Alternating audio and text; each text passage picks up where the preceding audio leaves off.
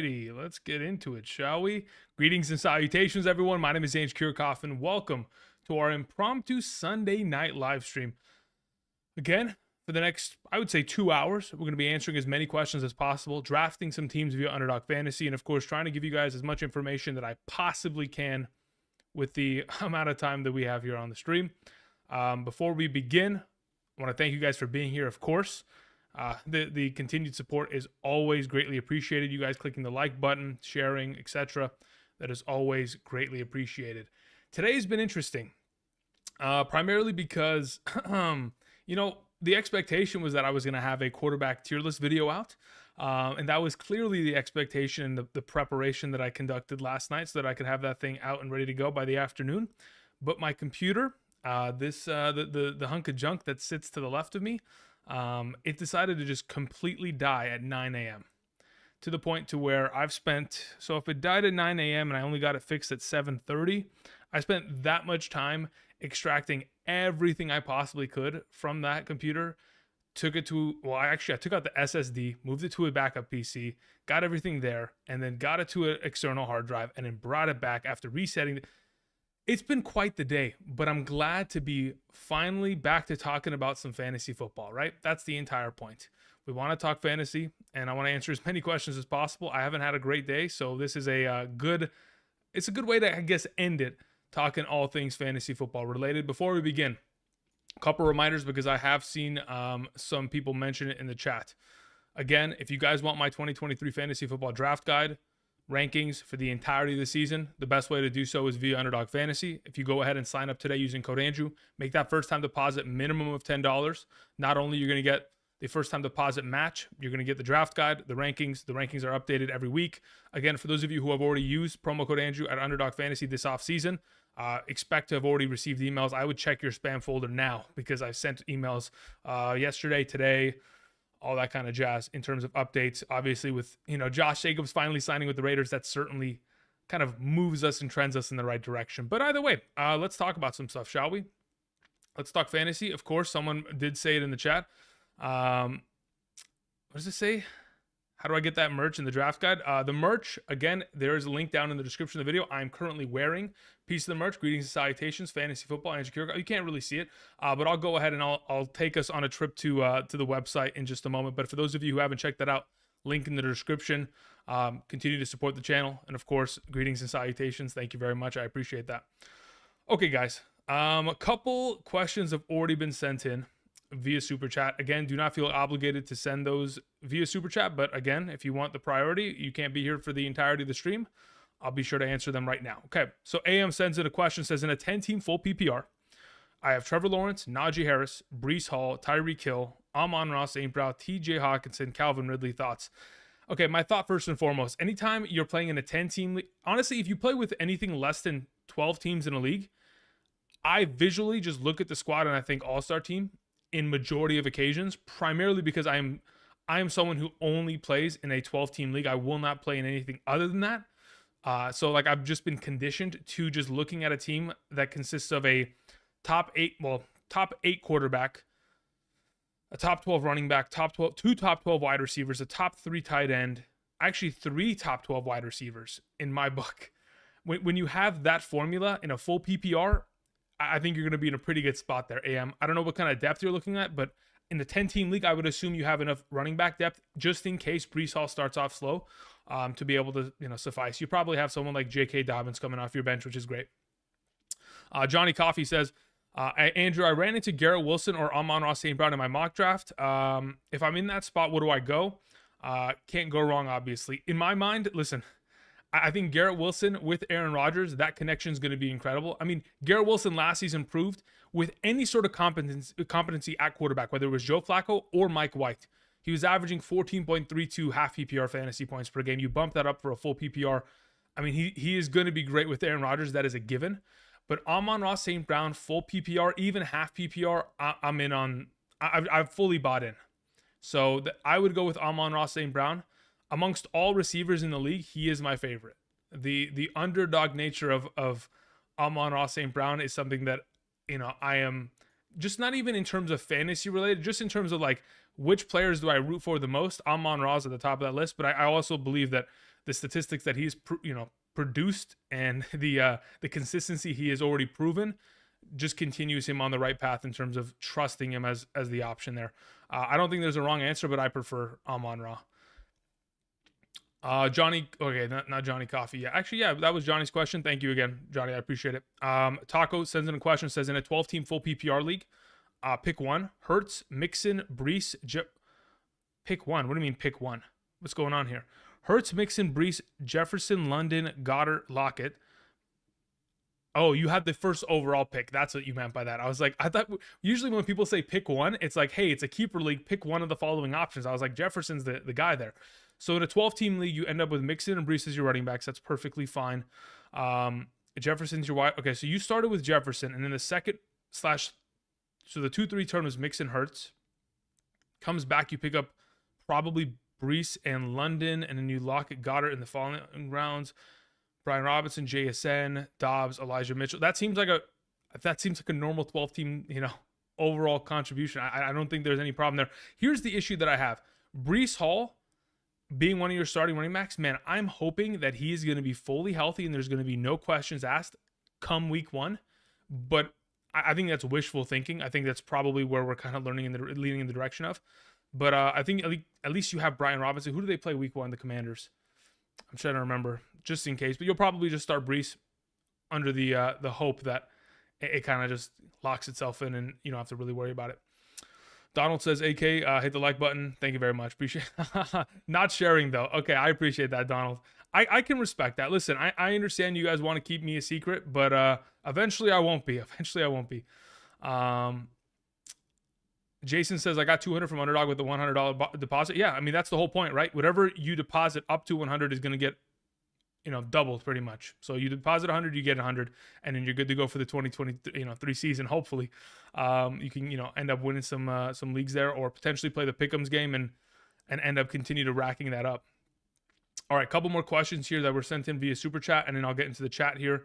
We will be drafting via Underdog in just a moment, so for those of you who already have an account, I will send the link in the chat so that we can just draft together and then kind of learn from each other in that regard. Shockers was asking in the chat, we can't just buy the draft guide straight up. No, the draft guide is either with Underdog or via Patreon. There's also a link in the description. So if you want to go ahead, sign up with Patreon. And then, I mean, you could sign up for one day, pick up the draft guide, and then delete the subscription so that it doesn't, charge you once again. So you only have it just for that 1 month period, and then you're good to go. You'll have the draft guide and the rankings, and you can kind of go from there. Thanks for the question. Johnny Coffee sends in another question. Says, also, I'm lost with picks 3 and 4. It's just a bunch of whoever look here. Okay, here's the thing. That that third and fourth round, typically third round, fourth round, that's where I like to find my quarterbacks. That's me personally. It doesn't have to be the case. But that's typically where I'm going after my quarterback in the third, if I can get one of those top 3 guys, or if I can go in the fourth, specifically late fourth round, and steal Justin Fields, I try to do that. Now, in comparison, I mean, the other alternative options, I can lock in with a Mark Andrews in the third. I typically try to wait till the fifth for a TJ Hawkinson if I'm going to make the investment there. But the rest of the players within that range typically are, they are sketchy. And I think that's kind of just been the case every season. So it's not really much of a difference. But it's just a matter of, can you navigate that overall spectrum of time and find players that are the safest or potentially provide the highest of upside in comparison to where the rest of these guys are. Like I know that Jahmyr Gibbs goes in the third round, right? Jahmyr Gibbs in an Underdog league, he provides so much potential upside because of the talent and the opportunity he's going to be granted. I can understand making that selection. I would probably do it seldom in the third round. In a fourth round selection, I would probably be far more sold on it, but I don't think I'll be given the opportunity to do something like that. Let's see here. Okay. What's going on here? Garrett says, Colby, you've asked 4 times, LOL. All right, so where's Colby's question? Now I have to, as soon as someone points that out. Let's see, Colby. Where are you at, Colby? Colby Green says, do you think Garrett Wilson will be the wide receiver 1? Was that your question, Colby? The wide receiver 1 as in 1 overall? I don't think he'll be the wide receiver 1 overall. The only way that could occur, okay, just purely trying to be as logical as possible. The only way that Garrett Wilson could be the wide receiver one is if Kirk Cousins, Joe Burrow, Matthew Stafford, and Tua Tagovailoa all get injured this year and miss significant time. That is the only way. Those other 5 wide receivers are significantly in far better situations in my mind. I understand the quarterback play is certainly going to elevate what the one and only Garrett Wilson can do.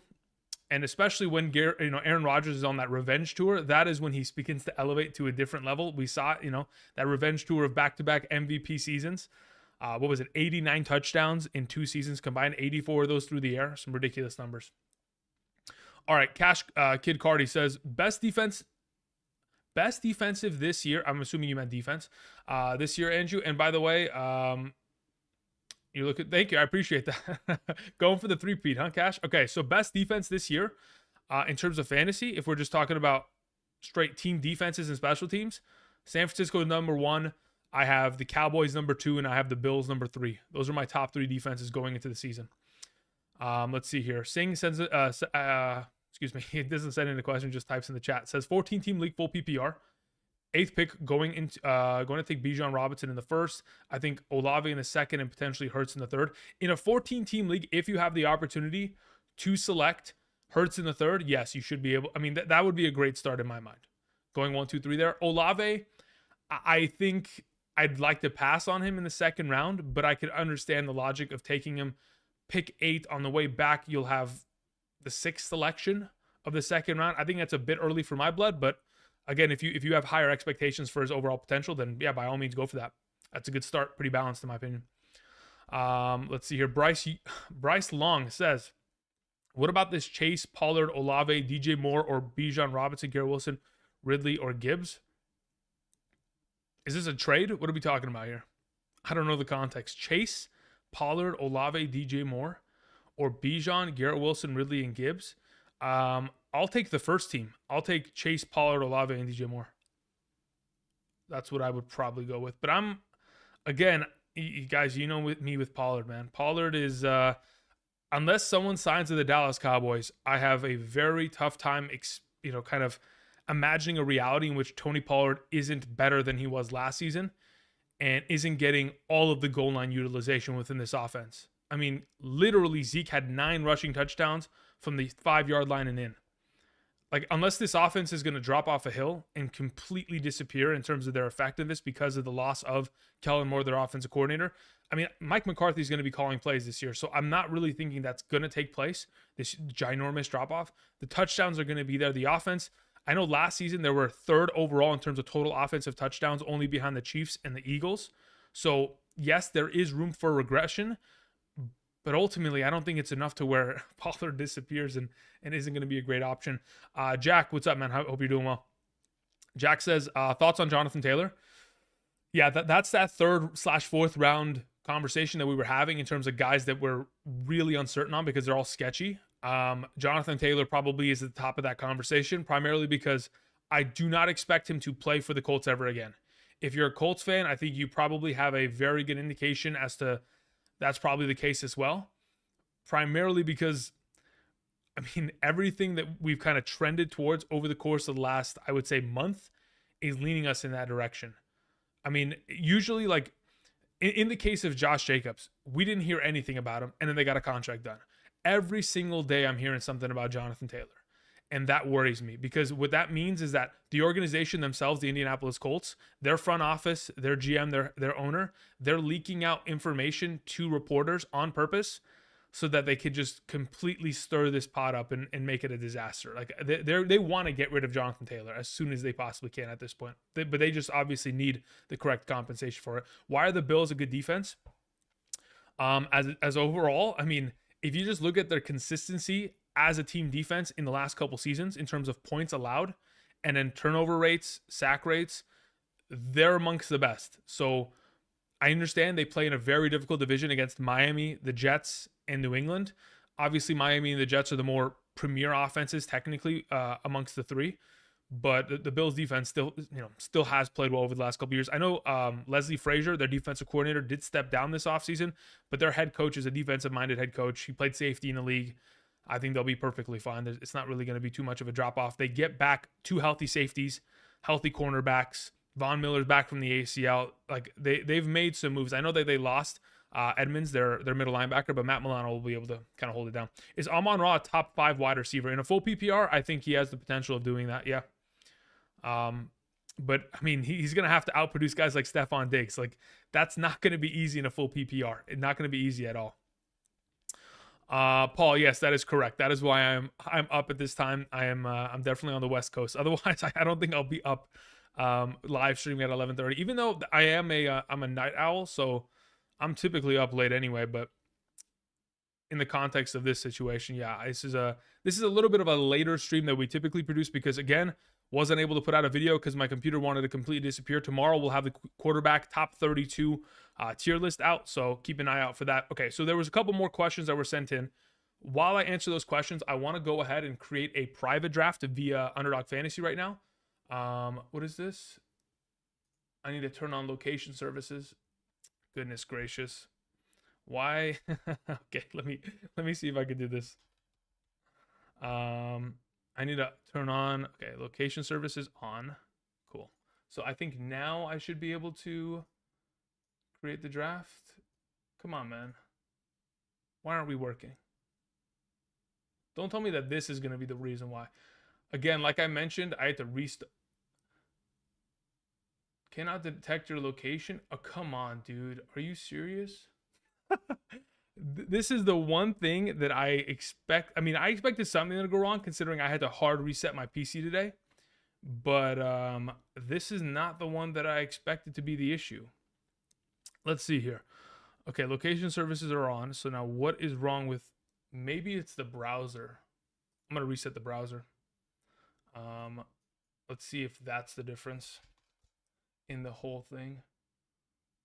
Okay, let's try this. Now if I try boom boom boom, create private draft, can't do it. We could not detect your location. Please enable location permissions. Try again. Okay, now how do I do that? Someone's got to okay, how to enable location. What is the warning? Hold up. Let me read it one more time so I can look this thing up on the internet. Location permissions. I mean, I'm in California, so I know I can draft. I've done this before. Location permissions. Goodness. What the heck is that?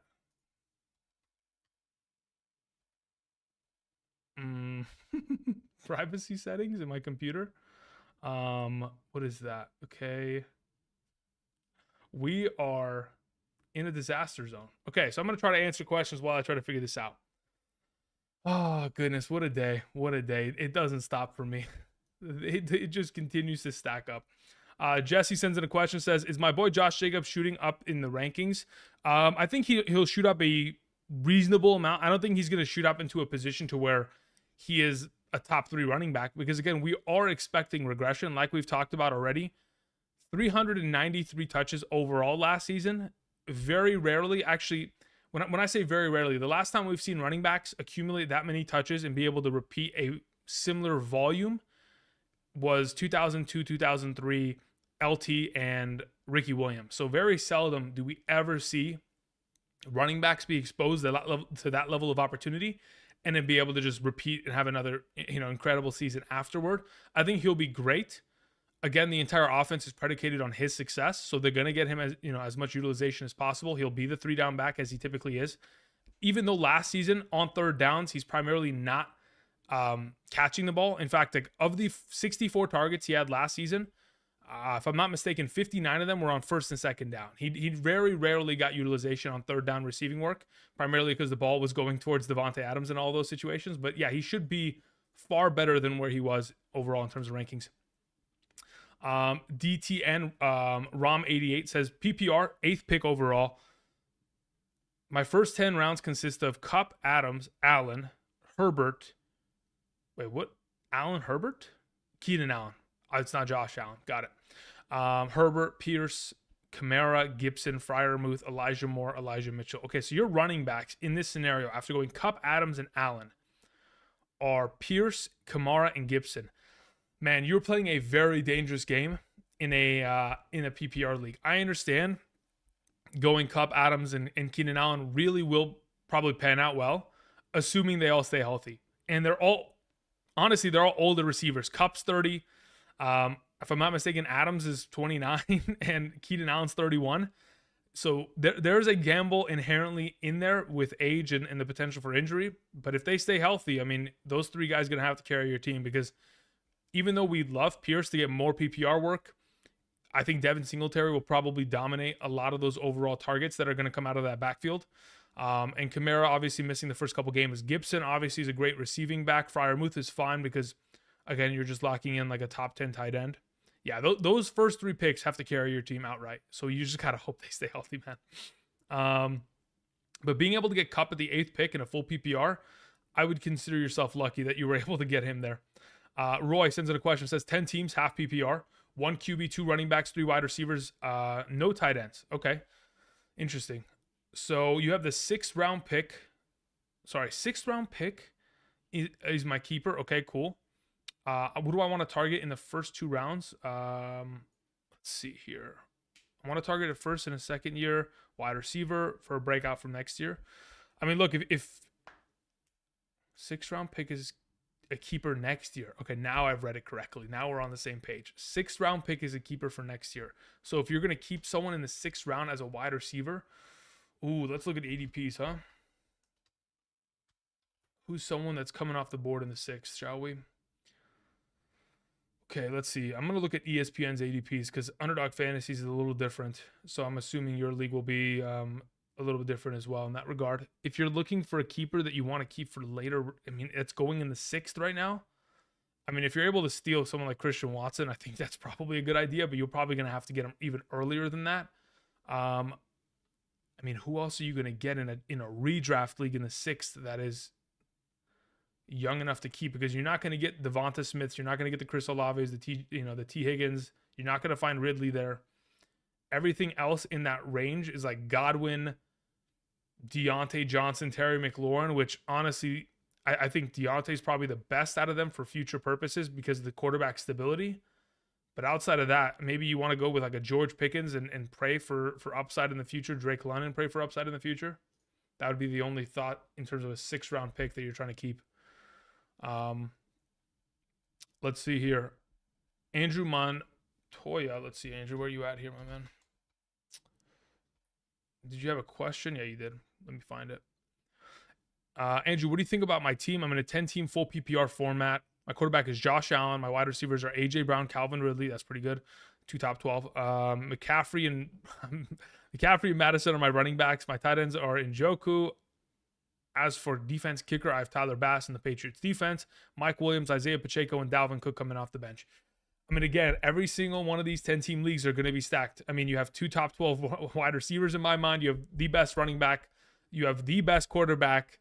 I mean, you were able to still get yourself depth off the bench while still getting Alexander Madison, who's probably a top 16 back if all, kind of pans out well there within the Vikings organization. It's not going to be any sort of committee situation, which for all intents and purposes, we haven't seen any, lean in that direction from the coaching staff for this offseason during the preseason. So I think you should be great there. Pretty good looking team, man.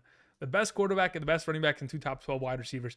If anybody could guarantee me that every single draft, I'd be perfectly happy with that. It's just a matter of can guys stay healthy.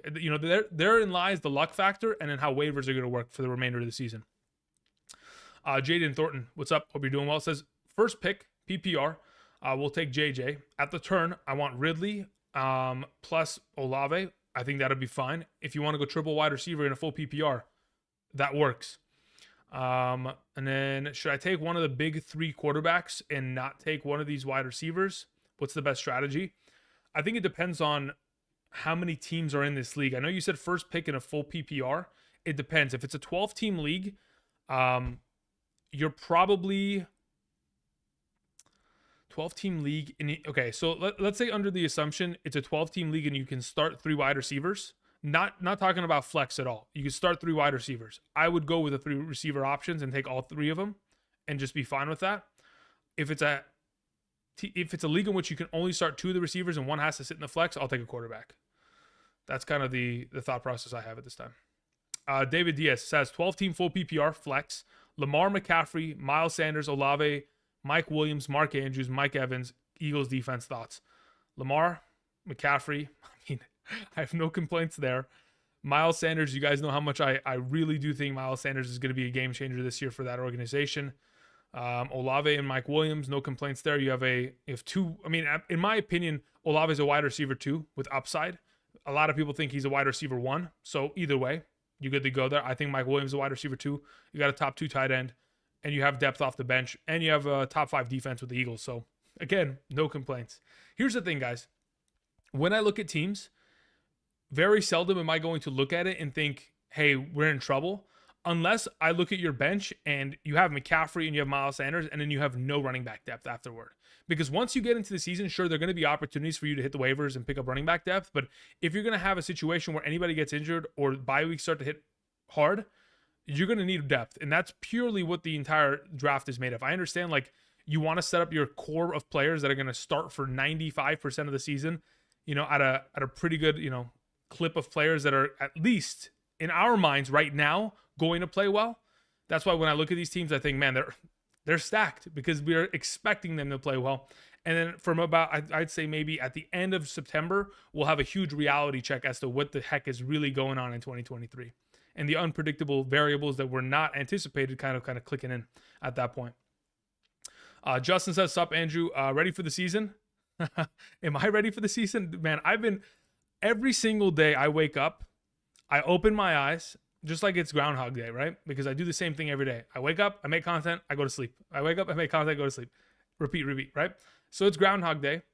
And every day I wake up, I open my eyes and I say, I need it to be the season already. I need it to be Thursday Night Football. Kansas City Chiefs play against the Detroit Lions. we need to get there as soon as possible. If you've guys seen the movie Click, I want to fast forward to Thursday night, the kickoff of the 2023 season. I cannot wait. I live for this shit, guys. Like, you don't understand, man. I'm addicted. Mike says Diggs/Pollard or Bijan/Lamb. Diggs or Pollard, Bijan or, oh, wow. I'm going to be totally honest. Ooh, man. In a full PPR, I'm probably taking Bijan and Lamb.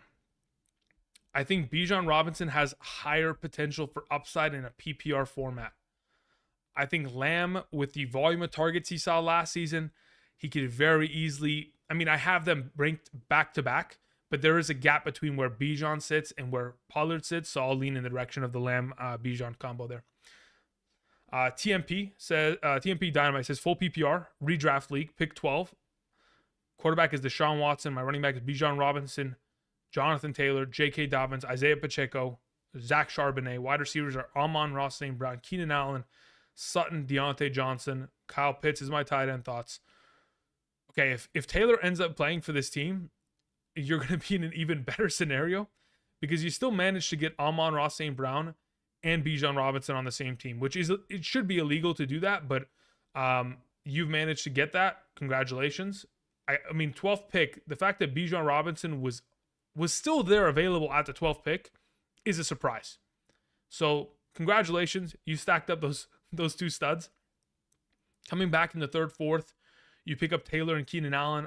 Honestly, at that point, end of the 3rd round, taking Taylor, even if he misses a couple weeks, you have Dobbins to fill in. I think this is a good-looking team. My legit only concern with this team is Deshaun Watson.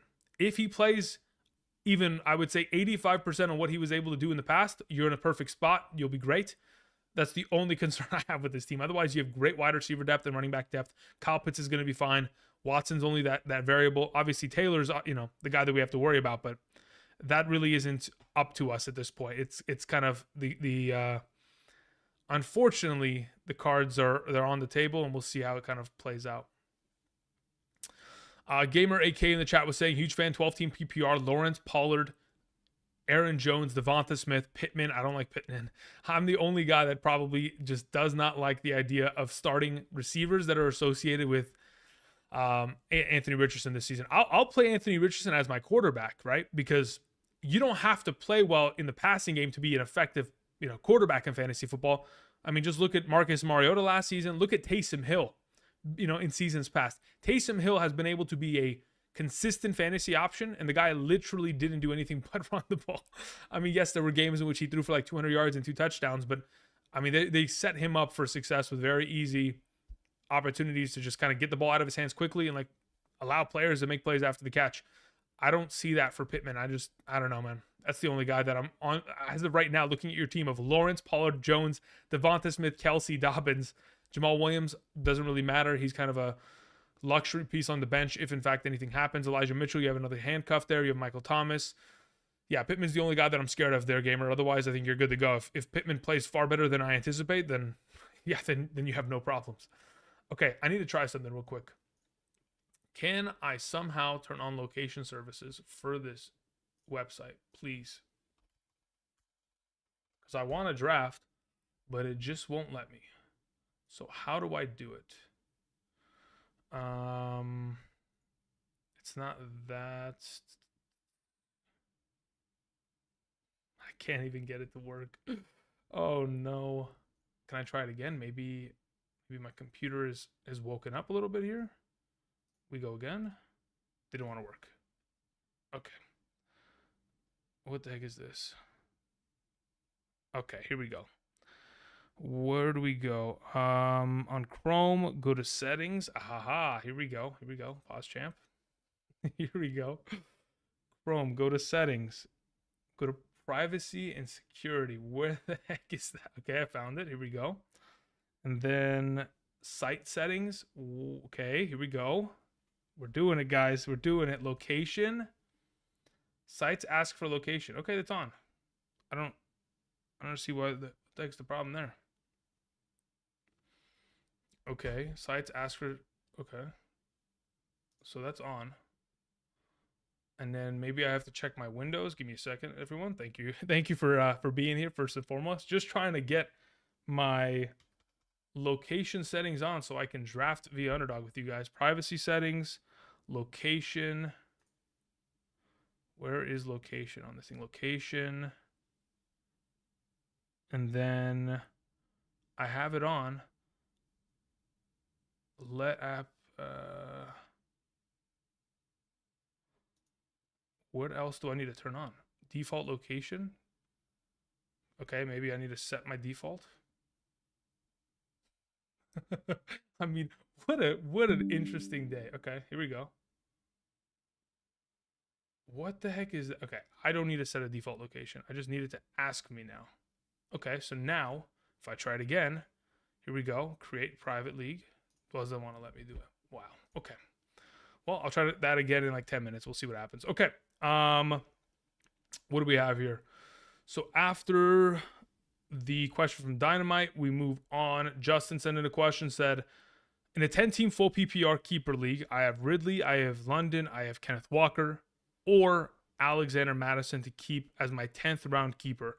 If I'm keeping one of the potential options in a full PPR keeper league as a 10th round pick, I'm keeping Calvin Ridley. That's what I'm doing. And you've already locked in Higgins in your 7th. Yeah, I would absolutely keep Calvin Ridley in that scenario. Thank you, Justin. I appreciate it. Thank you. Jaden Thornton says, what's a good running back to take in the 2/3 turn? If I go on the 2/3 turn, okay. 12-team league. I don't know if Pollard or Jacob will fall that far. They won't. Help me win the last 2 seasons. Okay, Jaden. So here's my thought process. On the 2-3 turn, the best available running back, if there's no Pollard, there's no Saquon, there's no Henry, there's no Jacobs, the best running back in my mind after that is Joe Mixon. But you can get Joe Mixon probably in the 3rd round in my mind. But if you need a running back, the best after the top 8, 9, because Taylor's kind of in limbo right now, so he doesn't fit in as, any of these running backs in the conversation, it'd be Mixon in my mind. Let's see here. Alicia sends in a question, says, first overall pick in a half PPR 10-team league. Definitely taking Josh Allen at my 3rd round pick. Would rather go Christian McCaffrey and Garrett Wilson / Amon-Ra or Justin Jefferson plus Mixon / Stevenson. I probably would lean towards the idea of taking Jefferson and then not taking one of those running backs on the 2/3 turn. I don't think Mixon is worth a 2nd round pick. Do I think he's going to be a good enough running back to be in that top 12? Yes, but I don't think his overall fantasy point contribution will justify a second round selection at this point. So I honestly, at this point, Alicia would say, same thing with Jaden at this point. Like, if you have that first overall pick and you're waiting for someone on that 2-3 turn, I think you go wide receiver, quarterback. Or you go wide receiver, and then you grab Mark Andrews in the third, I guess, earlier on. But I think that might be a little bit of a reach. Technically, you just take one of those stud quarterbacks with 2 wide receivers and just let it roll. Okay, scrolling down a little bit here. Why couldn't it work? I just don't understand why this location service thing does not work. Maybe I do this. Let's try it again. Okay, who's the next question? We had a question from Randy. Randy, where are you, my man? Let's control F. Let's find Randy in the chat. Randy says, hey, Andrew, what do you think about a 12-team league where I have Jalen Hurts, Justin Jefferson, DK Metcalf, DJ Moore, okay, Mike Williams, all right, Kenneth Walker, Rashad White. My tight end is Cole Kmet. And what do you think? Okay, so Cole Kmet at tight end, I don't love it. Very reliant on touchdowns, but this is what I'll say. If you're in a league where you can start 4 wide receivers, as in 2 starting wide receivers and 2 flex, and you're going to start Jefferson, Metcalf, DJ Moore, and Mike Williams every week, you're in a really good spot. If that's not the case, I think your running back depth has taken a massive hit. Relying on Kenneth Walker with the presence of Zach Charbonnet is going to be tough. We're hoping that Kenneth Walker can at least survive within that backfield and still be a relevant running back like he was last season, to the point to where you can start him every week and there's no worry. Rashad White, I think earlier today in the first team reps with the Tampa Bay Buccaneers, was it today or yesterday? I don't remember. Today's been a complete disaster. Rashad White played every single first team offensive snap in both drives. So he is baked in as a starter. He's going to be a top 24 running back most likely if he just stays healthy and the receiving work continues to pile up. Kenneth Walker is the only sketchy part of this team. The fact that you have 2 Seahawks also does scare me a little bit, but ultimately a pretty strong looking team with Hurts, Jefferson. Pretty strong to say the least. Thank you, Randy. I appreciate it. Greg Lira says, so work in 2 wide receivers and 2 flex spot. What does that mean? I think you're probably talking to somebody else, Greg. No problem. Tony Lind says, as my number 3 pick, who should I draft first? As a number 3 pick, who should I draft first? Chase, Kupp, Christian McCaffrey, or Hill? I would take, well, it depends what the league is. Is it a full PPR? If it's a full PPR, I probably take Chase. If it's a half PPR, I probably go McCaffrey. Break down the difference between Mixon and Najee Harris. Najee Harris is beginning to scare me. Every single snap of the preseason thus far, or every single third down snap in the preseason this far, I think Jaylen Warren has walked into the game. That in itself is scary. Mixon doesn't have that. Chris Evans is not going to be that guy for the Bengals. And if he ends up being, then I'll eat my words and we'll have to keep it moving. But my assumption is that Mixon will have unimpeded volume of opportunity, while unfortunately Najee Harris won't, but the team runs the ball enough to where even when he is not given the full majority of touches, he's still going to be relevant because they have such a high workload for their primary running backs. All right, let's see here. Thank you, Jimmy. I appreciate that. There was a follow-up question from Jimmy. He said, break down the difference between Keenan Allen and Amari Cooper in a full PPR. In a full PPR, I don't think it's really close there. Keenan Allen just sees way too many overall targets. I mean, the volume of opportunity that he was given last season when he was healthy with Justin Herbert pretty much outproduces Amari Cooper in his sleep. I mean, I can probably find the stats. Where are they? Let's see here. Let's open up a couple of these Excel sheets that I have on my desktop that I've been able to nicely recover today. Keenan Allen, let's find his stats from last season. All right, from weeks 11 through 18. Let's see what he was averaging. Let's use an average function. What do we got here? Averaging 10.4 targets per game, 7.5 receptions per game, 85 receiving yards per game, and half a receiving touchdown per game. So just under the assumption I mean, I don't know if he's going to be able to keep pace with that. You add Kellen Moore into this entire conversation. You add more receiving threats. You have an entire healthy offensive line, healthy, Justin Herbert without any shoulder or rib injury. Last season, averaging nearly 8 receptions a game and 85 receiving yards in the last, the last 8 regular season games. I mean, just off of not even scoring touchdowns, the guy's getting 15.5, 16 fantasy points. If you add a touchdown to that, I mean, that's really difficult to keep up with. and I trust Justin Herbert significantly more. That is the given. Okay, we took care of that. We took care of Randy. Thank you, Randy. I appreciate it. Joe says, trade a wide receiver for a better running back, question mark. I'm in a 2 wide receiver, 2 running back, 1 flex league. I have Lamb, Garrett Wilson, Waddle, Ridley, Addison, Flowers. Okay, first and foremost, that's the best receiving core I've heard all day. Lamb, Wilson, and Waddle. How do you, and Ridley? Dude, you have technically 4 top 12 wide receivers. Your running backs are Rashad White, Akers, Pacheco, and Pirine. There we go. So therein lies the issue. Okay, so here's the thing. Yes, I am willing to trade Ridley for a running back. If you can, absolutely go for it. Who in specific are you going after?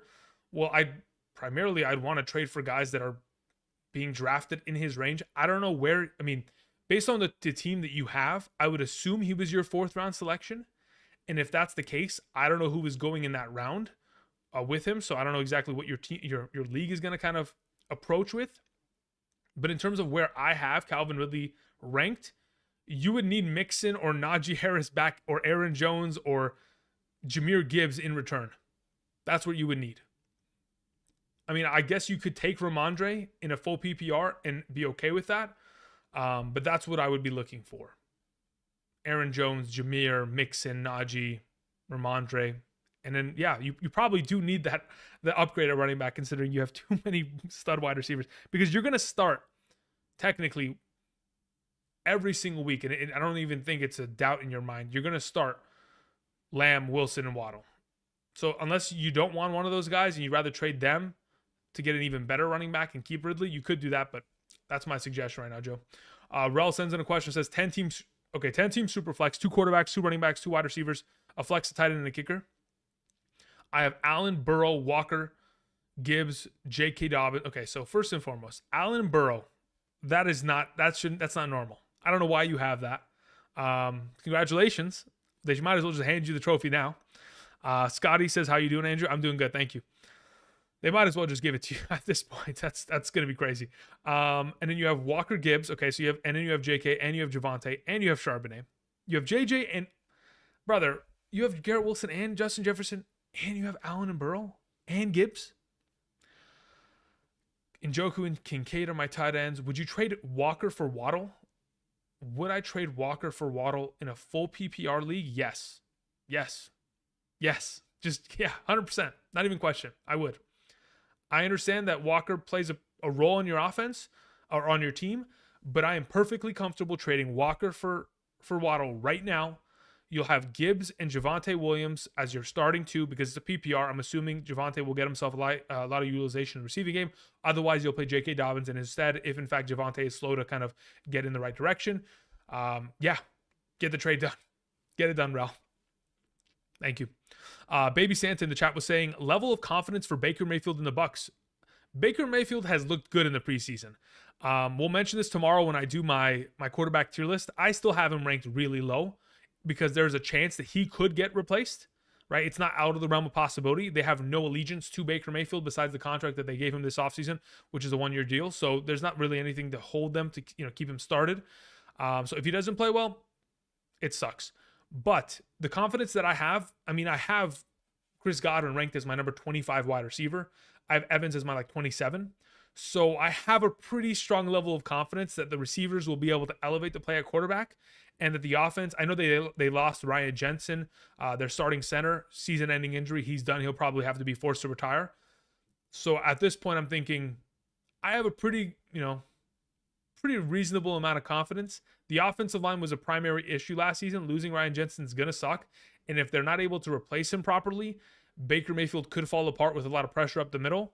That being said, I still think Godwin, between the two, should be drafted if given the opportunity where he's currently going in terms of his ADP, because he is a fantastic player and he's only going to, I think he's only going to prove people wrong this offseason in comparison to where he's currently being drafted. Okay, couple more questions. Was I able to figure out the location services deal? Let's see. Why does my computer not? Okay, here we go. Connect secure site. Maybe I have ad blocker on.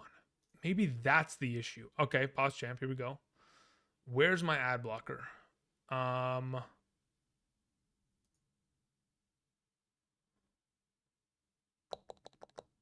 do I turn? Okay, so this thing is off. This thing is off. So I don't have an ad blocker that's preventing it then. What the heck is going on? Ad blocker. Where is it? What is my primary issue here? Let's remove this. There. Submit. Can I please uninstall? I mean, here we okay, thank you. All right, now hopefully the ad blocker is the issue and I can get us into a draft here. And it still doesn't want to work. All right, well, maybe next time. I don't know, man. I'm trying everything I can to try to get us into an underdog draft. But for some reason, whatever I did to my PC today, it does not want to ask for location services, and that is being a problem. How about that? What if I try that? Okay, now I'm going to oh, actually, Okay, the permission's on. So now, oh, it worked. I got it, boys. Ladies and gentlemen, we did it. We got it. Yes. Okay, we did it. Andrew did some, I mean, I went into the backlog of the internet and I found it. Okay, so if y'all want to draft with me, I'm going to be drafting right now via Underdog Fantasy. I need 11 people to join. This is a $3 buy-in, so it's nothing crazy. Again, as of this current moment in time, like you guys can see to the right side of the screen, if you sign up using code Andrew today, via Underdog Fantasy, link down in the description, and make a first-time deposit minimum of $10, you're going to not only get the first-time deposit match up to 100. So if you deposit 10, you get 10. You deposit 100, you get 100. So you'll be able to draft me a couple times today if possible. Again, we're going to probably be here for another hour minimum. So probably 2 more drafts, to say the least, if not 3, depends. Not only that, you'll get my 2023 Fantasy Football Draft Guide, the rankings that are associated with that draft guide, updated every week up until the end of this month. Additionally, you'll get rankings every single Sunday morning. Again, these are rankings that are typically just like only available to Patreon users, but this will be rankings that you will get with association by using code Andrew, making that first time deposit of $10 minimum, and you'll get the support all season long. So take advantage of the opportunity. The link's down in the description. Greatly appreciate it. We're going to be answering questions as we go ahead and draft some teams. We are almost filled. We are looking for 5 more teams to hop in here, and we'll be good. We'll be good to go. All right, man, I'm happy that we got that going. All righty. So we had a couple more questions here. Jimmy, you don't have to, Jimmy, you don't have to donate, bro. Just message me on Patreon. I appreciate it, Jimmy, man. You're the best. You actually are, man. Thank you. All right, let's see here. So we took care of Rel. Yes, Rel. Trade for Waddle. Get rid of Kenneth Walker. Gabriel sends in a question. Says, in a 12-team full PPR, I have Burrow, Gibbs, Javonte, Garrett Wilson, Amon-Ra St. Brown, Christian Watson. Man, I love that trio. That is as good as it gets, man. And look, okay, so Gabriel, this is what I'll say first and foremost. Looking at your team when you have Burrow, Gibbs, Garrett Wilson, Amon-Ra St. Brown, Javonte, and Christian Watson, if that was a dynasty team, bro, that would be absolutely unstoppable. But even in a redraft, man, that is a lot of high upside there, a lot of young players. You also have Kincaid, Chigozimo, Okonkwo, Komet. You have Dotson and Godwin off the bench as your backup wide receivers. Man, that is a monster team. So here's my only concern, and it makes sense. Javonte Williams is the only concerning factor of this offense. If in fact, he's slow to return, we'll figure it out. But at this moment in time, I think you'll be fine. Brian Colorado says, did you see my question? Brian, where's your question, my man? Let me see here. Control F. Brian, I have the 8th pick of this draft. Brian says, okay, let me go ahead really quickly. I'm going to transition us over really quick just to cover up. Here we go. Here we are. Welcome. I'm going to throw up the draft board. When I'm on the clock, then we'll get it going, shall we? So where are we at here? Brian Colorado says, QB I have is Allen and Tua. My running backs are Bijan, Swift, Pacheco, Connor. All right, great. Wide receivers I have are Diggs, Ridley, Lockett, and Michael Thomas. My tight ends I have are Kittle. Thanks, and go Pack go. All right. So listen, hey, by the way, I actually think that Jordan Love is going to be good this season. Like when I say good, I mean he's not going to be a disappointment. There is a chance that this team can compete in the division. I don't know if they're going to be there to win the division because the Vikings and the Lions are great, but I think they'll be far better than people think. I don't know what their current win total is in terms of like Vegas, but I think they might be able to beat it. Let me actually look it up. What are we looking for? Packers 2023 win total 7.5. I wouldn't be. Oh man, 7.5 is a good number. I wouldn't be surprised if they win 8 games. Actually, though. All right. But overall, Brian, when you have Josh Allen, congratulations, you have the best quarterback. Bijan Robinson. I mean, look, even if Swift doesn't pan out, you have Connor. And Connor will do enough, in my mind, especially as the full-time back at that offense, to get you in a pretty prime position to have a solid RB2 there. You have 2 top 12 wide receivers with Diggs and Ridley, and you have Kittle. I mean, there's really no complaints I can have. And you also have depth. You have Swift Pacheco after Connor and Bijan. You have Lockett and Thomas after Ridley and Diggs. So no complaints. Travis Kelce came off the board. It is my selection. Who is available? Austin Eckler still here and Stephon Diggs. Okay, I guess we're going to start with a running back here. Typically, I mean, yeah, there's no way in my mind I'm letting Austin go. We'll just go ahead and snag him here. Thank you very much. All right, let's see here. Let me get some of these questions. So after Gabriel, we have Gary. Gary, thank you very much. Gary says, in a 10-team full PPR league, 2 quarterbacks. I have the 4th pick, strategy in the first, assuming Allen and Mahomes are off the board, and full PPR 2 QB league, you have the 4th selection. Okay, so is this a 4-point per passing touchdown league or 6? If it's a 6-point per passing touchdown league, at the 4th overall selection, if in fact Mahomes, Allen, and Hurts are gone, you take Justin Jefferson. If in fact it's a 6-point per passing touchdown league, and you're the 4th overall pick, you take Burrow there, and you happily do so. So that's the thing. So if the top 3 quarterbacks are taken before you, take Jefferson. If one of them fall to you, I'm perfectly fine taking a quarterback in the first in a 2 QB league. Otherwise, you wait. You take a Jefferson or a McCaffrey, comes back, and then you deal with quarterback in the 2nd and 3rd. But if it's a 6-point per passing touchdown league and the 4th pick is there and available to you, you have to take a quarterback in the 1st. Appreciate it, Gary. Thank you. Cam says, in an 8-man PPR league, should I do Jones and Khalil Herbert? I didn't know what K-Herb meant for a second. Jones or Khalil Herbert, or Jonathan Taylor and Gibbs / London. If JT's okay, that's a good question. Here's the thing. Considering I don't know what to do with Jonathan Taylor, I still might take the risk of taking him and Gibbs because, yeah, you know what? I probably do. I'll just take Jonathan Taylor and Gibbs. I'll gamble it. Now, you might not feel as comfortable with the gamble, but I'll go ahead and I'll pull it off. I'm going double running back, guys. I can't not go double running back. As to who you select, it doesn't matter. I mean, I like Henry just as much as like Pollard. I'm just going to roll with it.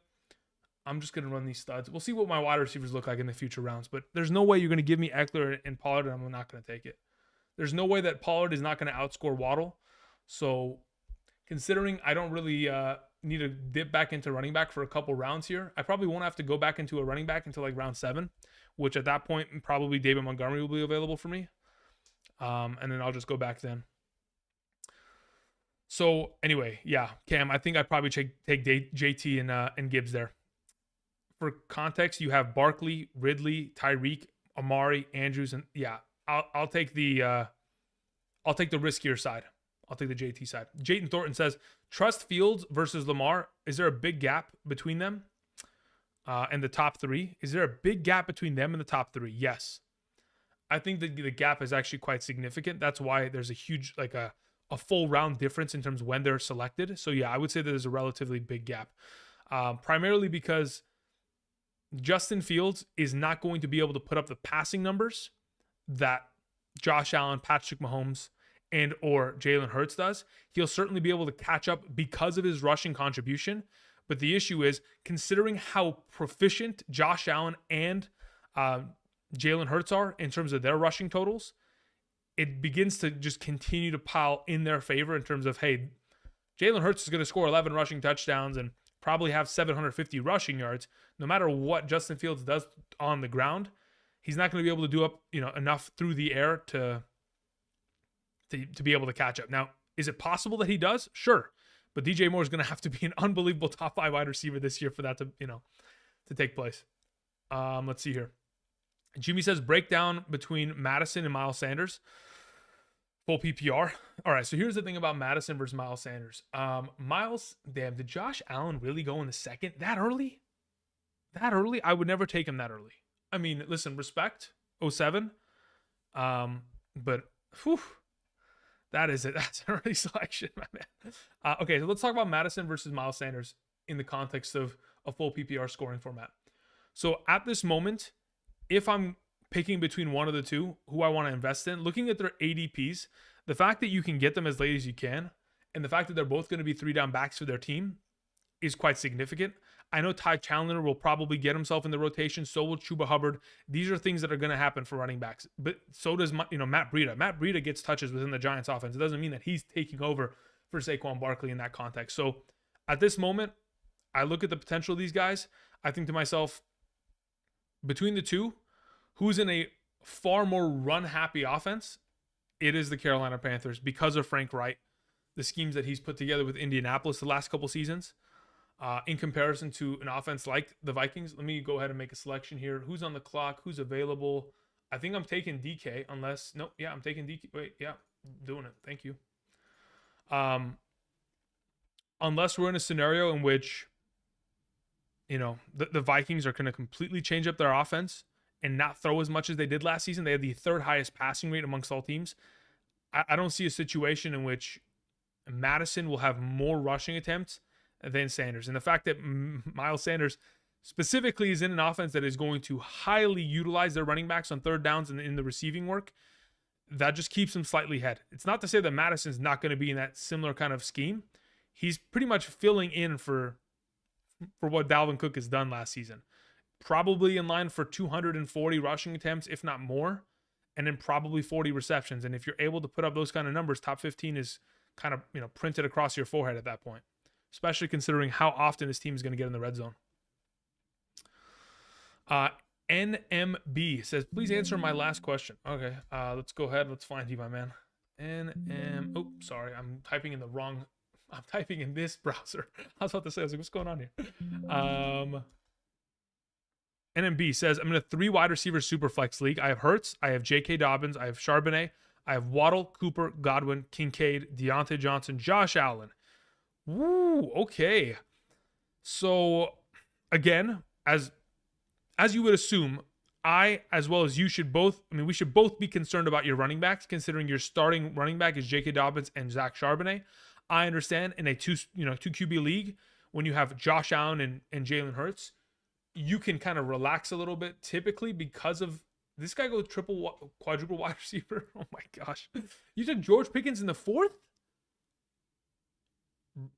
Breezy, you are a madman. Respect for that. Actual respect for that. That's crazy. My goodness. Okay. I was hoping that Christian Watson would come back to me because I do like the potential upside there, but I don't really have to deal with that. So I won't. I'll take Debo, and I'll be Debo, Ayuk, Judy. Who else is down here? Okay. Debo or DJ Moore? Who do I want to gamble with more?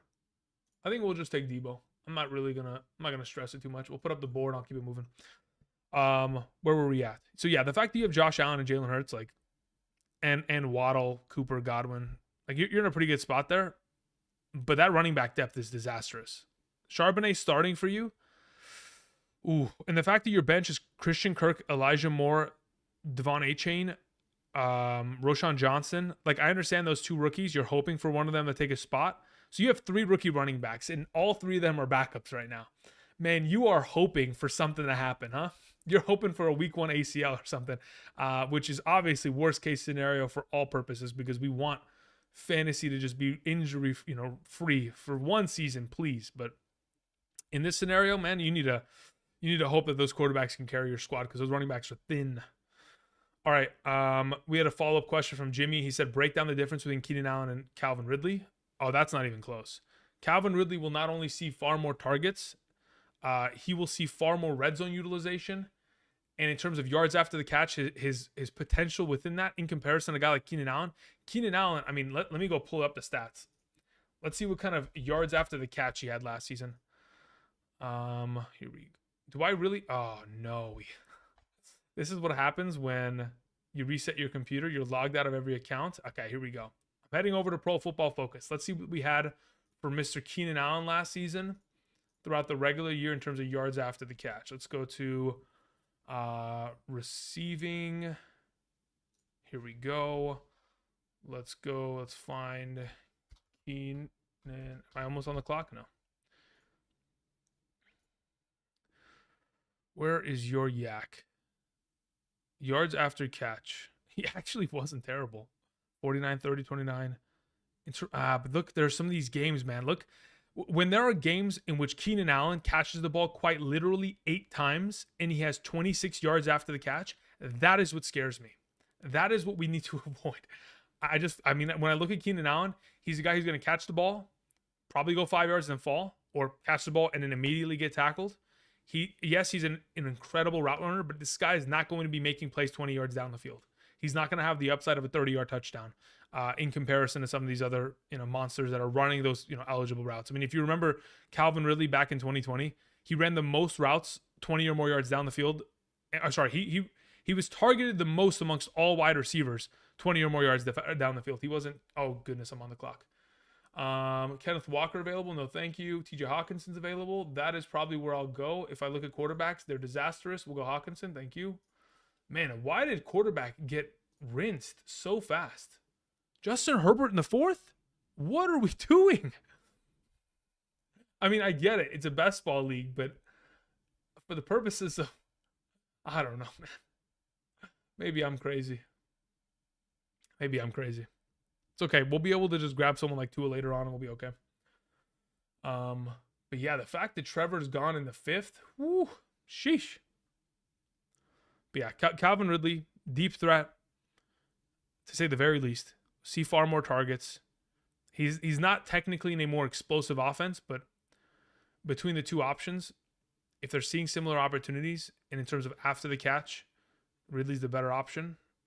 His yardage will be higher. The receptions will probably be very similar in terms of catch rate.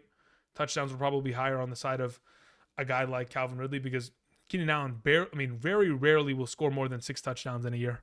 That's kind of his threshold number. The draft is coming back in my direction. Wide receivers are being snagged as they should. Okay, we had a question from Bug Eye. Bug Eye says, I ended up getting McCaffrey, Mixon, Amon-Ra, Watson, Justin Fields, DJ Moore, George Kittle, David Montgomery, London, and the Jets defense.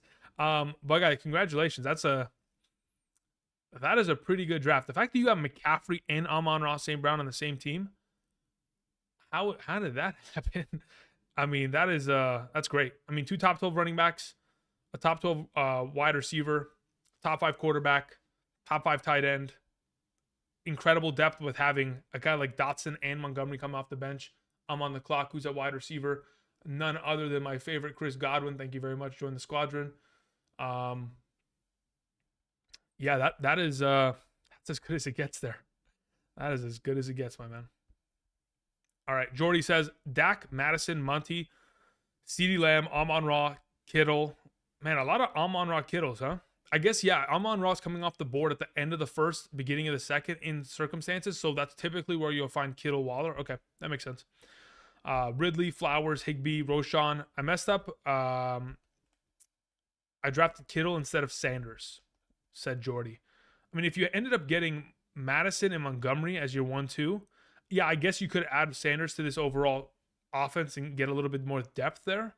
Yeah, I mean, is it an objective mistake, though? If Kittle is 80% of what he was producing last season with Brock Purdy, I think you'll be fine. And what I mean by 80%, I mean he was averaging 14.23 last season. So times 80%, that's about 11.5 points per game. I mean, that's typically what Kittle's going to do, 11.5 points per game. So if he's able to produce that this season, I don't see your overall decision as a mistake. I think you'll be fine because you still have other running back depth that I'm confident in. Okay, let's see here. Moving on to TMP Dynamite, says in a full PPR redraft league, pick 8 out of 12. I have Cousins, I have Jacobs, I have Madison, I have Javonte, I have Rashad White, I have Mustard. Okay, so you got running back depth, to say the least. Waddle, Godwin, Gabriel Davis, Sky Moore, Hawkinson, and you have Hawkinson and Kelsey, huh? My suggestion would likely be in a full PPR scoring format, you're starting Hawkinson in your flex. That's probably what you're doing there. So honestly, I think you're fine. As to his potential, I mean, look, let's say for example, in a full PPR scoring format, the assumption is that TJ Hawkinson finishes around tight end 3. The potential of his upside is, I want to say in a full PPR, like 200 plus points, maybe better. Maybe he scores 215 points. Okay. Let's say that's in the realm of possibility. Maybe better. Maybe he scores 230 points in a full PPR. In comparison to a wide receiver in that circumstance, that's pretty much wide receiver in total points 17 last season. Yeah, I'll take that. He'll be perfectly fine in the flex. It's not a problem at all. So having two stud tight ends is fine. As for the rest of your squadron, though, let's see. Okay. With Cousins at quarterback, you're fine. Cousins Madison duo is also fine. I mean, I guess you don't want to have. I mean, man, that's the thing. The only problem with that team, TMP, is that you have 3 Vikings, and not a single one of them is named Justin Jefferson. That is the issue, because Jefferson's scoring the predominant volume of points on that team, and the fact that you don't have a piece of him sucks, but I guess you'll just pick up the scraps and hope that everybody else is scoring touchdowns this year and he stays out of the end zone. Otherwise, a pretty good squad. Let's see here. Michael Amato, what's up, man? Hope you're doing well. It says in a 12-team league, Andrew, full PPR, 3 wide receivers in a flex can be played. I have Burrow, AJ Brown, Lamb, London, Mike Williams, Ramondre, Pacheco, Dulcich. I don't like Dulcich. Granted, no roster is perfect, but what do you think? Yeah, Dulcich is the only problem with your team. Like in terms of where you went with your squad, specifically like the way you drafted them, going AJ Brown, Lamb with your first 2, ending up getting Burrow and Mike Williams on that 2-3 or Ramondre and probably Burrow on that 3-4 turn. Am I on the clock? And then following up with guys like London and Mike Williams, I don't have a problem with it at all. All right, where are we at here? Andrew's on the clock. Quarterback is available, but I kind of want to wait. Kamara, DeAndre Swift, Marquise Hollywood Brown. Yeah, don't like that. Of the available, I'd probably take Rashad White. And it's going to do it to me. Oh my God, why am I misclick? I clicked one too many times. It is what it is. I was going to take Rashad White, but, it happens. I'm okay with it. I'll live. Marquise Hollywood Brown, welcome to the squad. Let's hope Josh Jacobs knows how to throw the ball. Let's just hope for that. Okay, let me catch up with some of these questions. Let's see here. Where are we? Michael, we took care of that. We're good to go. That's the only thing, Dulcich. And honestly, here's my thought process. Guys, if you're going to enter a draft, and there isn't a prime position to where you're like, okay, I need to select a running back or a tight end here because it's far too late for me to go after any of these other positions, and the best available player is a tight end. Unless you're granted one of those kind of key moments in a draft to where you're like, hey, this is the best time to grab a tight end, and no one's kind of snagged him and he's fallen to me, and I can get the discount of the overall ADP. Great, fantastic. But if you want to wait on a tight end, do it. Because every single year, at least 4 tight ends come out of absolutely nowhere. They're waiver wire pickups, and they're always consistent for fantasy purposes. Literally, like always consistent. Let me even go find the names that I'm referring to. Let's see here. I talked about it in a video earlier this season. I'm wondering if I can find that. I think I can. Here we are. So I'm going to just start ripping off names. Guys that sometimes were drafted in prior seasons, but again, typically these guys come out of nowhere. Like we're talking about last season. Taysom Hill, Juwan Johnson. Both guys from the same team were not drafted in leagues, but ended up being top 12 tight ends. You go to the year before that. We have guys like Dawson Knox out of absolutely nowhere, scores himself a bunch of touchdowns in 2021, 9 touchdowns, in fact, and obviously makes himself a very elite tight end within that given year. Dalton Schultz also was a top 3 tight end in 2021 after being tight end 15 the year before that. Either way, you go back to 2020, Robert Tonyan out of absolutely nowhere. Logan Thomas out of absolutely nowhere. Jonnu Smith out of absolutely nowhere. Like there are going to be so many opportunities this season for a tight end to be the waiver guy. And just because you have Dulcich, okay, so be it. He'll have to fill in for a couple weeks, but eventually you're going to find that waiver wire guy. And when you have the opportunity to do so, you strike. Okay, I think it's time for me now to go after quarterback. Honestly, I'll wait. Let me see what we have at running back, because I didn't go back in because I was going after, I actually don't mind the Pacheco grab here. Thank you very much. I wanted Rachaad White. He went because I misclicked like an idiot. So be it. We keep it moving. The show must go on. So under the idea that, hey, I'm just going to wait on a tight end, I'll grab one late round and then I'll figure it out during the regular season, that's perfectly fine. You go back to 2019, waiver wire darlings. We're talking about Darren Waller and Mark Andrews. Again, majority of us were probably drafting him in like round 16, 17 next to kickers and defenses because that was, from what I remember, kind of the path. Hey, let's keep an eye out for one of those 2 tight ends. And then they ended up popping off. But, you go back to 2018. That was Kittle's first year where he pops off. We're talking about Austin Hooper being pretty well overall player. David Njoku that season, Vance McDonald that season. You can find tight ends. You just got to wait for them. Eventually, over the course of the season, it'll figure itself out. All right. I still got a lot of questions to catch up on. Let's go ahead. After probably round 10, I'm going to take a little break from presenting this, the draft on screen, and I'll just go ahead and just start rattling off questions or, trying to answer as many as I can. I do appreciate you guys coming out here today. First and foremost, if you guys could do me a solid, all I ask for today, you guys click that like button down below. I know there's one of me and there's 500 of you, and it's difficult for me to answer every question, but I'm going to try my best. I'll probably be here I was saying until 10 o'clock, but I'll probably be here until 10:30. So probably another hour. So I'm going to try to do my best to just continue to answer as many questions as possible, help you guys out. Thank you. But yeah, click the like button.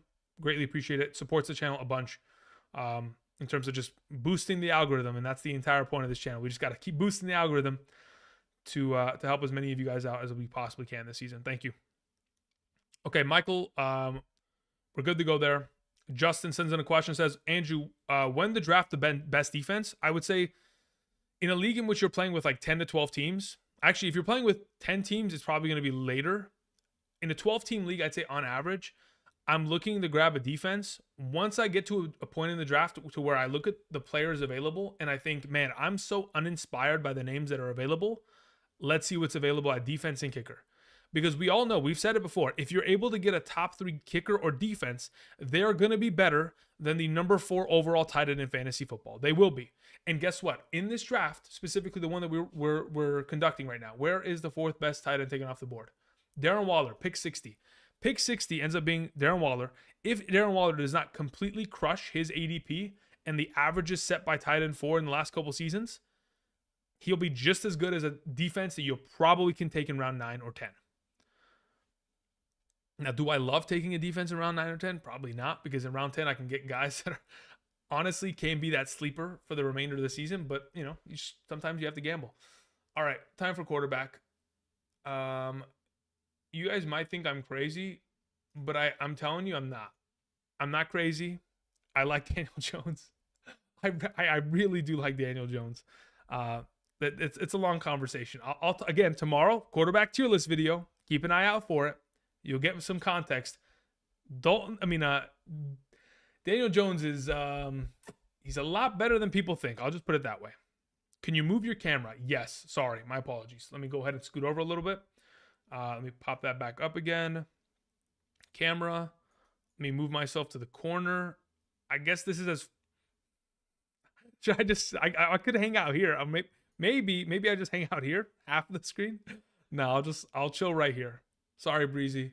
We're gonna have to cut off your 4 wide receiver start, or really, real quick. Let's just go ahead and observe / really absorb what Breezy has just conducted here. Amon-Ra into Garrett Wilson, into Amari Cooper, into George Pickens, into Darren Waller, Zay Flowers, Tua Tagovailoa, Khalil Herbert, and Jamal Williams. Brother, and Samaje Perine. Okay, in a best ball league, best of luck. You could probably, figure some things out. But what is this? I mean, I guess if you're hoping that Jamal Williams is still coexistent with Alvin Kamara once Alvin Kamara returns in week 4, I guess Samaje Perine somehow has a 50% role within that offense, and we get Samaje Perine looking like Melvin Gordon of the years past in that organization, maybe. But anyway, I'm not trying to attack you. I'm just saying it is objectively it is unorthodox. Let's just put it that way. You might look at my draft and think, Andrew, you're an idiot for taking Daniel Jones, and I probably am. Okay, I don't deny it. I'm just, I'm pointing out facts. I am probably an idiot for taking Daniel Jones, but so be it. I like him. Let's see here. What do we have available? I have 7 seconds remaining. You know what? Just give me Allen Lazard. Let's keep moving. All right. Thank you very much. Where are we? Okay. Let me get to answering some questions. Where are we? Michael Amato we took care of. Justin we took care of. So yeah, Justin, if I'm in your position, if I get to round 10, just like I just did, and there's somebody that's not like at that point, seeing Dalton Schultz, Jamison Williams, Allen Lazard, Treylon Burks come off the board, if I'm so uninspired by the potential of it, and I'm like, you know what, to be totally honest, we're playing in a league where everyone's got a stacked team anyway, and we're playing in a 10-team league, like I'm taking a defense there. I'm taking a top 3 if it's possible. I'm taking Justin Tucker, Daniel Carlson if they're available, But again, it's different, right? This is best ball, so people will draft differently. On screen in comparison. All right. Dejuan Golden says, thoughts on Goff and Richardson, St. Brown and Pittman. Pittman, I don't love because I think Richardson is going to be a quarterback that probably is primarily going to succeed off of his rushing stats. That's where he's going to find his value for fantasy purposes. If Anthony Richardson runs for anything less than 700 rushing yards, I'll be surprised. Additionally, Goff should probably be good. Is he going to be as good as he was last season? Tough to say. I guess we're expecting the Lions to be better, but that's the thing. If we're expecting the Lions to be better, many people wonder why Goff is so lower ranked than where he finished last season. You got to understand, there were enough quarterbacks that got hurt last season or just weren't in the rotation of names that obviously make a difference in terms of what will now be at the top of the list ahead of Goff and what pushes him downward on that overall rankings list. But in terms of my thoughts between the two, I mean, again, if you're playing in a 4-point per passing touchdown league, you go after guys like Richardson because you want the rushing upside. If you're playing in a league where predominantly you're going to, I mean, what are we doing here? Dalton Kincaid come off the board. If you're playing in a league where it's a 6-point per passing touchdown format, then you take Goff. Otherwise, again, it's the rushing upside. Now, Amon-Ra St. Brown with Goff, I mean, that's the perfect combo that you can get. Like that's the quarterback you want in that scenario because he's just going to be littered with targets and he's a slot receiver. So even though his overall depth of target isn't great, it's not a big deal. On the other end of the spectrum, the difficult part with Michael Pittman is that I understand that Anthony Richardson has a cannon and he can let it loose. But the issue is how many opportunities of those is Michael Pittman going to get in a game? Is he going to be clearly the number one? Is he going to get 120 targets? Because if he does, he'll maybe catch 80 of the overall targets, probably rack up like 850 receiving yards, 4 touchdowns. Okay, great. That's a fantastic season. But is he going to get 120 targets? That's the question. That's the concern I have. I don't know if I honestly will. Okay, I'm on the clock again. What am I doing? I'm taking Kirk Cousins. Moving on. Don't forget best ball league. Best ball. I took Daniel Jones. I got to lock it in, figure it out. Trust me, I know what I'm doing with running back. I can go back in and get him whenever. There's some guys here that are going to be touchdown monsters or handcuff monsters. I'll pull this back. You know what I want to actually do? What round are we in? 12? I want to actually take a moment here and switch back the graphic just so I can, because I know there's a lot of questions that I haven't gotten to and I probably need to roll through. So what we're going to do real quick is I'm going to roll through those as fast as I can because there's a lot of donations that were sent in. I greatly appreciate you guys doing that. When I said click the like button, only 40 of you did it. That makes me want to, cry on the inside. But hey, you know what? those 4 to you, thank you very much. For those of you who clicked the dislike button, it is what it is. Thank you. All right. Adam sends in a question, says, how do I draft at the 10th pick in a 10-team league? Do I start wide receiver, or running back? Listen, guys, going into this year, I am going to continue to say it. I always want to draft best available player. I'm not specifically tunneling on, hey, am I going wide receiver, running back, etc. I want the best available player. And if in fact that's double wide receiver at the end of the, first, beginning of the second in a 10-team league, so be it. I mean, at this point in a 10-team league, full PPR, you could probably end up with Garrett Wilson and Amon-Ra as your first and second. You could probably do that. Or you can have Nick Chubb and Amon-Ra St. Brown. Again, it's just up to what your preference is and what your upside is. If I'm going best available player,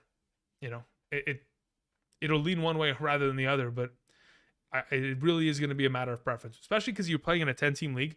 Your roster is going to be stacked regardless. So if you want to wait on running back, you have the opportunity to do so. But if one of those studs is available, it's hard for me to pass on them. Jaden says, I'm breezy in the draft. What can I do better? I mean, look, you're playing best ball. That is not a draft for a regular 12-team league where you're that's different. I'm not even going to critique your best ball strategy. That's perfectly fine. I have no problem with it. Like, even in best ball, like for those of you who play on Underdog a lot, the idea of taking an early tight end, in my mind, often is irrelevant. The reason why I say it is because when I'm legitimately not trying to like draft a team that looks like a redraft format, I'm just purely looking for the idea of building the best ball team. I would rather draft 3 tight ends from rounds 11 through 17 than take guys like TJ Hawkinson, because TJ Hawkinson is going to be a waste. Because in a best ball, all I'm looking for is who's going to score the most in that given week, because it automatically starts them. So what do? I go and I look at the teams from 2020 through 2022 who have had the highest red zone target share for tight ends. And then I go and I take those tight ends. And I take 3 of them and I stack them up, because touchdowns make top 12 weeks. I mean, last season, 78% of the tight ends who were in the top 12 had a touchdown to their name. So or at least within a given week. So again, I'd rather just take 3 tight ends at the end of that conversation, right? Just go grab guys that are potentially in line to just kind of rack them up, instead of just take one guy way early when I can just grab a running back or a wide receiver and build out that depth that I need, rather than try to hit on someone that's a omega sleeper in the later rounds. Okay, moving on. AJ says, hey, Andrew. I think you meant you're the GOAT for fantasy. Oh, you're the go-to. I'm an idiot. I don't even know how to read. I have Kelsey. I mean, I guess it's the same thing, right? No, I'm not the GOAT. I have Kelsey. I have Brown. I have Higgins. I have Burrow. I have Watson. I have Madison, P. Ryan, and Brandon Cooks. 10-team PPR, 2 flex league. My bench is Khalil Herbert, Justin Herbert, Jahan Dotson, Nico Collins, which is a good sleeper option. Tyler Boyd. I could live without Tyler Boyd. He's pretty much a handcuff. Gus Edwards and the 49ers defense. Okay. Kelsey, Brown, Higgins, Burrow, Watson, Madison, P. Ryan. Man, that RB2, Khalil Herbert's going to have to be it. It's not going to be P. Ryan. It's going to be... Honestly, I don't mind this draft, though. I mean, taking Kelsey, Brown, Higgins, Burrow, Watson, you're prioritizing wide receiver, tight end, quarterback. You got Madison, which could absolutely be like a higher end RB2 if he really finds the end zone a bunch of times this season. So at this point, I don't mind it. I don't mind it at all. But Khalil Herbert's probably your second running back in this scenario in a 10-team league. Jahan Dotson pick at the on your bench is probably one that's going to be really, it's going to go a long way in my mind. Additionally, a couple more things. You might have to trade Justin Herbert for running back depth in the future. Just putting it out there. Because if something is to happen to Madison or Herbert, like if Herbert loses his job to Roschon Johnson at any point this season, trouble. So Justin Herbert might have to be trade fodder in the future. Where are we at? Okay, so we took care of AJ. We have Rock out. He said, my bad team. He said, my bad team. Straight up. That's what he said. Okay. Quarterback Aaron Rodgers / Sam Howell. My running backs are Aaron Jones, Damian Pierce, Brian Robinson, Gainwell.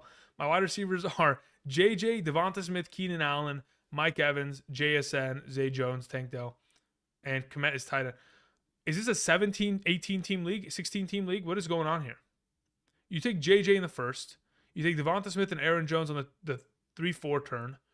You take Damian Pierce, Keenan Allen on the 4-5 turn. Evans on the 6 with. I just feel like this has got to be a team that's stacked with a bunch of. You must have like 14 teams, 16 teams in the league because this is too thin of a team in comparison to what I've seen so far. It's got to be. If it's not, then I don't know what happened. I don't know what happened. Philip Tadik sends in a question. Thank you very much. Says, do you do auction drafts too? No. I haven't played in an auction league in like 10 years. I'm going to be totally honest. So if you're looking for someone to answer an auction question, I will objectively tell you that I am not the foremost expert. And there are people that spend a lot more time specifically like budgeting out how much you should spend for a player with the current fab that you have available to you on draft day and how much you want to utilize and which players you should look for to be $1 bids and how much of it your over allocation of your $200 per se should be sent for this starting position versus this starting position and why you want to prioritize this. There are strategies out there. I'm not for that. I typically just look at redraft leagues and that's, the info that I provide, but I do appreciate you asking. And hopefully you can find someone that can help you with that nonetheless. To follow up, you did have a question. You said in my 14-team PPR Superflex League, I have Josh Allen and Brock Purdy. I like that combo a lot. I have Henry. I have Sanders. I have White. Great running backs. Chase, Dotson, Juju, and Elijah Moore. Higbee's my tight end. Again, it's a 14-man league. So in terms of getting Chase and Henry and Allen in a Superflex format, I mean, that is as strong as a base you could possibly get. Your wide receiver 2 being Dotson, it is very much so contingent on him scoring touchdowns and or the potential of which Terry McLaurin is going to miss time due to that turf toe. Turf toe is no joke. So I think you're in a pretty decent spot. The tight end position, again, you punted for it, but that's not a big deal. At least you got Higbee going forward. Bench consists of Treylon Burks and Boyd. Again, every time I look at Tyler Boyd, I honestly think the only reason I would ever draft him is if I'm expecting an injury to happen to one of those wide receivers. Otherwise, I can never start him in a given week. Ted in the chat was asking, what about Dallas Jake Ferguson? I mean, if you look at my video that I posted yesterday in regards to, what was I looking for? I saw another comment in the chat and my brain, my ADHD fired up for a second there. If you look at my video, I specifically had Jake Ferguson, I think like tight end 16 or 17. He's in that range. So does he have the potential of finishing as a top 12 player? Certainly, because the opportunity has been proven to be there within the organization. They want to get a tight end involved. Mike McCarthy was 100%, kind of following what Kellen Moore had produced last season. Now, in Mike McCarthy's history, he doesn't really heavily utilize tight ends, so that is concerning. And there's a reason why they let Dalton Schultz walk. So maybe they're kind of leaning in that direction. But at the moment, I'm sitting here thinking Jake Ferguson should probably be like a top 16, 17 tight end. We'll have good spurts of moments throughout the season, but I don't know if it's going to be something that is a game changer. Evan sends in a question, says, I can only keep 2 players in a keeper league, half PPR. Should I keep Nuke Hopkins in the 5th round? Should I keep Nuke Hopkins in the 5th round? Another question would be J.K. Dobbins or Godwin in the 6th. Thanks, buddy. Okay, half PPR. Should you keep Nuke Hopkins in the 5th round? I mean, is he even a 5th round ADP kind of player? Like, I don't even. Let me see here. Where does Nuke Hopkins go in a general draft? He's a 5th round guy, yeah. I mean, at least in this best ball draft, he went in the 5th. I don't know what his typical ADP is on like ESPN. Where is he typically coming off the board in that kind of league? Do I want to keep him? I mean, what's the alternative? Not keeping him? If you don't keep him and you don't get to keep anybody else, and you're just like, hey, I'd rather just keep my 5th round pick. Yeah, I'd probably just keep him. But yeah, I'd probably just keep him at that point. Now, if your question specifically, Evan, is do I keep Nuke Hopkins in the 5th or someone like J.K. Dobbins or Godwin in the 6th? I'm probably keeping Godwin in the 6th or J.K. In a half PPR, would I rather have Godwin or J.K. Dobbins this year? That's the thing. It's a keeper league, so I'd probably rather have J.K. Dobbins because I like the potential of him just maintaining his job within that organization. That's what I probably think. Let's see here. Michael sends in a question. Says, I also have Ertz and Irv Smith available for tight end instead of Dulcich. Yeah, I would wait on Zach Ertz. I think he actually might get traded after the first couple weeks of the season. I'm going to be honest. Irv Smith, do I like him more than Dulcich? Yes, but there is a lot of target competition there. At least Dulcich for right now benefits from the fact that Jerry Jeudy's out with an injury. So, I mean, I'm okay to wait, but eventually you're going to have to address that position. Follow-up question from Michael says, Andrew, what do you think about London and Swift, especially London? I split a team with my boy, and he really wanted London. London is pretty much his level of upside is capped with Desmond Ridder. If Desmond Ridder is going to get him in a position to where, hey, we can absolutely get you 10 targets per game, and we're going to continue to send those in your direction without any, hesitation, then great. Otherwise, I mean, it's going to be tough. Now, luckily, we did see last season, specifically weeks 15 through 18, Drake London was funnel targeted by Desmond Ridder, but there was no Bijan Robinson and there was no Kyle Pitts on the field. That changes the entire equation, the variables, and may end up, especially when you add a guy like Scotty Miller into this offense. They also brought in Matt Collins. There are more threats, Jonnu Smith. With more threats, the ball might go in different places. I'm hoping London's going to be fine, but I just see London as someone that's like a wide receiver, like a high upside wide receiver 3 that could end up being a wide receiver 2 if the touchdowns are there. He did see a pretty decent volume of red zone work, but he needs to continue to have those numbers go up, because if Kyle Pitts is there, those numbers we would assume are going to regress. So the numbers continue to have to push in the right direction. Otherwise, he'll be in a little bit of trouble. Corey Olson says, what's your thoughts on the Broncos offense? My thoughts on the Broncos offense, I think they'll be... I don't think they're going to improve much this year. I'm going to be honest. I think they'll be just as... I think perhaps maybe the possibility of what we've seen in terms of the best of Russell Wilson is in the past. We're never going to be able to recreate that. And unfortunately, that is going to cap every single receiving threat within this offense. That being said, they do have a good offensive line, or at least have improved it enough to justify the idea of Javonte Williams, if in fact that knee actually does not hinder him in any way, being the best potential fantasy upside player within that offense now that Jerry Jeudy's hurt. Otherwise, usually I don't want anything to do with that offense. Usually. Okay. Now that I've caught up on those questions, Sleazy sent in a question, said, how did I do in a half PPR league? I have Bijan Robinson as the 8th overall pick, followed with Amon-Ra in the 2nd, Josh Allen in the 3rd, Breece Hall in the 4th, Lockett in the 5th, Mike Williams in the 6th, London 7th, Davis. Who's Davis? Am I crazy? Who's Davis? Gabe Davis. Okay, got it. Gabe Davis, Elijah Moore, Charbonnet, P. Ryan, Warren, and Komet. Starting off in a half PPR league with Bijan Amon-Ra, like I've said earlier, that's a great start to say the very least. Allen in the 3rd, as late as you were able to get him. Perfect. Hall in the 4th. Again, it's probably not... Okay, here's the thing. Hall, again, just like Javonte Williams, just like we were talking about.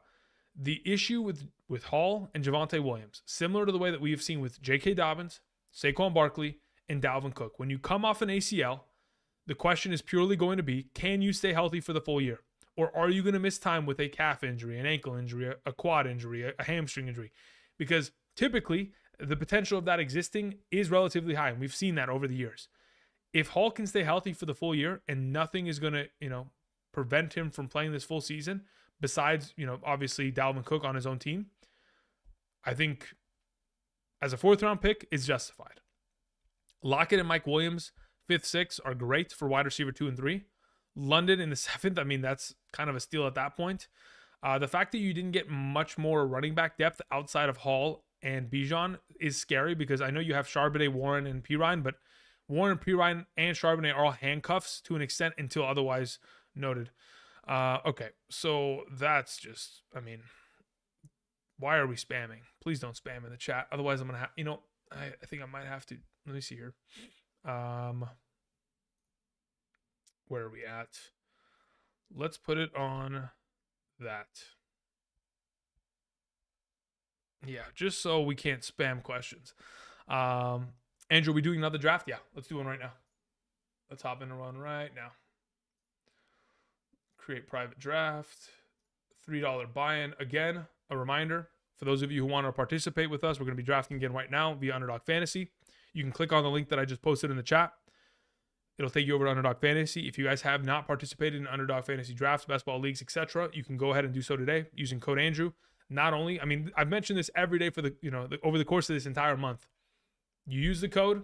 If you've never used it before, use code Andrew. If you've never signed up via Underdog before, with other content creators, perhaps myself in the past, you'll not only get the deposit match, you'll get my draft guide sent to you from Underdog to your email immediately. Well, hopefully immediately. Sometimes there's a little bit of a delay, but it should be, within the hour at least. You'll get rankings from me updated every single week, so keep an eye on your spam folder. For those of you who have already signed up, I guarantee you there is an email in your spam folder if you haven't seen it already. Typically, the title of the email is like Andrew Kiorkof Updated Rankings, because I try to update it every single week so that regardless of what weekend you're drafting in, you're good to go. And you'll also get rankings every single Sunday morning from weeks 1 through 18. So instead of trying to ask questions during a live stream on a Sunday morning, I will have already sent you the rankings for the weekend at like 5 a.m. that morning. So you can wake up. You don't have to get out of bed. You can look at your lineup. You can look at the email. Boom, boom. Answers your question. And you're off into the races and hopefully winning a fantasy football championship this year. Once that league kind of fills out, we're good to go. What I wanted to do specifically is also, while we're at it, let's do this really quickly. Before we hop into that and I answer a couple more questions, just want to display a couple things here. Let's switch up the, there goes Andrew. Where did I go? Oh no. Let's leave Andrew alone. If you guys haven't been to my merchandise store yet, the AndrewKiorkofShop.com is now available today. Again, like I've mentioned for the last week, the 1.01 brand, a lot of off-season, a lot of effort put into trying to create incredible products so you guys can continue to rep greetings and salutations. I mean, again, like I'm sure you can tell, let's go ahead and scroll. Like I'm sure you can tell, greetings and salutations, fantasy football, Andrew Kiorkof. This is the way to rep the brand. Again, friends, obviously repping the brand, whether it's bucket hats, whether it's hoodies, just like the one I'm wearing right now. I mean, quite literally, I'm wearing right now this, literally going here, bada boom, chocolate brown, this is the way. So again, if you guys are interested, there's a link down in the description. I think it's also pinned above the chat. Again, another way to show support, rep the channel. Greatly appreciated. So again, if you're not a hoodie person, you want to rep in terms of, let's see here. Pants and shorts. I'm telling you, I haven't stopped wearing the pants.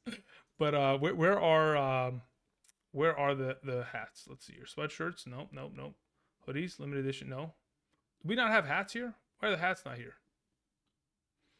Maybe I gotta go looking for the hats. There's beanies here, but where the heck are the hats? They're somewhere here. I know they are. Page 2, maybe? Aha, the ball caps. That's what I'm talking about. Anyway, if you're interested, check it out. I'm going to go ahead and get back to the draft, and we'll be good to go. Okay, let's go ahead. Let's pop. Wait, that's not what I wanted to do. I want to do that. Thank you very much. We're filling out this draft. I'll scoop myself over a bit, and we're good to go. I think we're good to go. Alrighty, let's get back into answering some questions. Where are you at? We're good. Okay, cool. That's a tough grab. Maybe someone like okay, so you're probably talking to somebody else. Jacob Kennedy in the chat was saying Kenneth Walker and package Kenneth Walker with Kirk, as in Christian Kirk, and try to grab someone like Ramondre Stevenson. I'm down. Yeah. Especially if you're playing in a half PPR, full PPR. The upside in which Ramondre will have in comparison, like I think Zach Charbonnet objectively will have more of an impact than Ezekiel Elliott will. How do I join the draft? I'm going to drop the link in the chat. You click on the link, sign up today using Underdog Fantasy. Again, if you're eligible, do so, responsibly first and foremost. But yeah, that should be it. Joe Sanchez says, okay, so we did that. Jaden Thornton says link. Okay, yeah, we got that. Okay, One Pride says, would you trade Pollard, London, Goff, and Pollard, London, and Goff for Mixon, Williams, and Burrow? So basically, I'm trading my first round pick for London and Goff, Burrow and Williams. Okay, so here, oh man, that's tough. I think it depends on what your scoring format is. I think if you're playing in a league in which, man, do I want to take the huge upgrade at quarterback? Is it significant enough to justify trading Pollard away? I think I might take that trade actually. I don't love it, but I think I might take it to where I take the Burrow side. Man, that's tough. That is actually legitimately tough to figure out. I have to look at the rest of your team and I got to look at this scoring format because if you're playing in a half PPR and it's a 4 point per passing touchdown league, I think the gap that is between Burrow and Goff this season is enough to where like it justifies this trade, even when Pollard goes off. Let's see here. Keegan says, Andrew, great to see you again. Great to see you as well. Thank you for swinging on by. Hopefully we can continue to answer questions. If you guys are interested, we're about to hop into a Underdog fantasy draft. I've dropped the link down in the into the live chat. If you're interested, thank you very much. Appreciate it. We'll probably be here for the next, I would say, 30 minutes. So we'll be answering some more questions if I haven't been able to answer your question already. Let's see here. After Keegan, it was AGZ20 says, is Kyler even worth an IR stash if Herbert is my quarterback? Probably not. The issue with Kyler on the IR is that we don't know what Kyler we're getting once he returns from injury. And then on top of that, we don't even know when he's returning. So there's probably a higher likelihood, AGZ, that you're going to need that IR spot for another player prior to when Kyler even returns. So you could hold it for the first couple weeks and then like maybe there's some momentum about him coming back, but I think I'd rather keep that IR stash for someone else. But if you want to draft your team and then pick up Kyler off of waivers after the draft, assuming your waivers runs as like a, hey, I'm not going to lose my priority or I'm not going to use Fab, I can just pick him up as a free agent, then yeah, I don't mind stashing him there after the fact. But otherwise, you'll probably have to drop him for somebody else stashing in the IR eventually after. Buddy says Stevenson caliber would be a godsend. Okay, he's probably referencing another question. Jared Bronner was saying any adjustments to make or main draft strategy for drafting in a 10-team league half PPR with 2 wide receivers or 2 running backs. Any adjustments to make? I don't think there's any adjustments you need to make. I mean, I think the idea of a league where you can only start 2 wide receivers, the priority in which you put on your third wide receiver is obviously significantly less. So I would much rather have someone like Miles Sanders or David Montgomery in my flex every week in comparison to having to use that range of, that 6th, 7th round on a player of that caliber. I'd rather just grab my flex player and get an extra running back because the depth there typically falls off very quickly, then, henceforth after. So that's probably the only suggestion I would make. Probably go after that third running back a little bit faster than normal because there isn't a priority for that third wide receiver. Watson, Saquon, Kenneth Walker, Amon-Ra, Ridley, DK, and Sutton / Michael Thomas at the flex. James Cook on my bench as well. Who should I trade for Justin Fields and or James Conner? Well, who's your quarterback? That's the main question, Farhani. Depending on who your quarterback is, you're probably going to have to send him away. And, your quarterback's Watson. What am I saying? When I saw Watson, I thought Christian Watson. Apologies. So you have to trade away Watson. And if you're going to trade and you're trying to get Fields, oh man, you're going to be in trouble.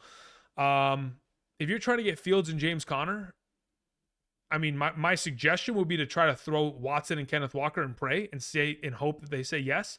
But you're probably not going to be able to get that done. So you'll probably have to send Watson, Kenneth Walker, Michael Thomas, and hope. Otherwise, I don't want to give away. I guess technically you could give away Watson and James Cook, but I don't think he'll take that. He'll probably want Kenneth Walker instead. But yeah, you're probably going to have to, if you're going to take away a running back and a quarterback from a team, my assumption is that you'll have to fill in those voids. So you'll have to give him Watson and a running back. If that isn't the case, then you probably just give Watson. Yeah, that's it. That's the only thing. I don't want to give away DK Metcalf for that. At least in my opinion. At least I don't want to do that. Brandon Malone sends in a question. Thank you very much, Brandon. I appreciate it. Says, grade my team 14 team PPR. We have Lawrence, Bijan Robinson, Pollard. Okay. Already, your first 3 picks, Pollard, Bijan Robinson, and Ridley. How? Like, in a 14 team league, that should never happen. Honestly, it should never happen. How did you get Ridley at the back end of the third?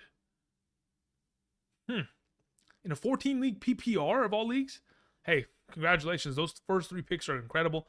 You followed up with Lawrence, which again should take a huge step forward this upcoming season. You have Deontay Johnson, which is one of my favorites. Jahan Dotson, which again, we're expecting him to take us another step forward. Another one of these second-year wide receivers.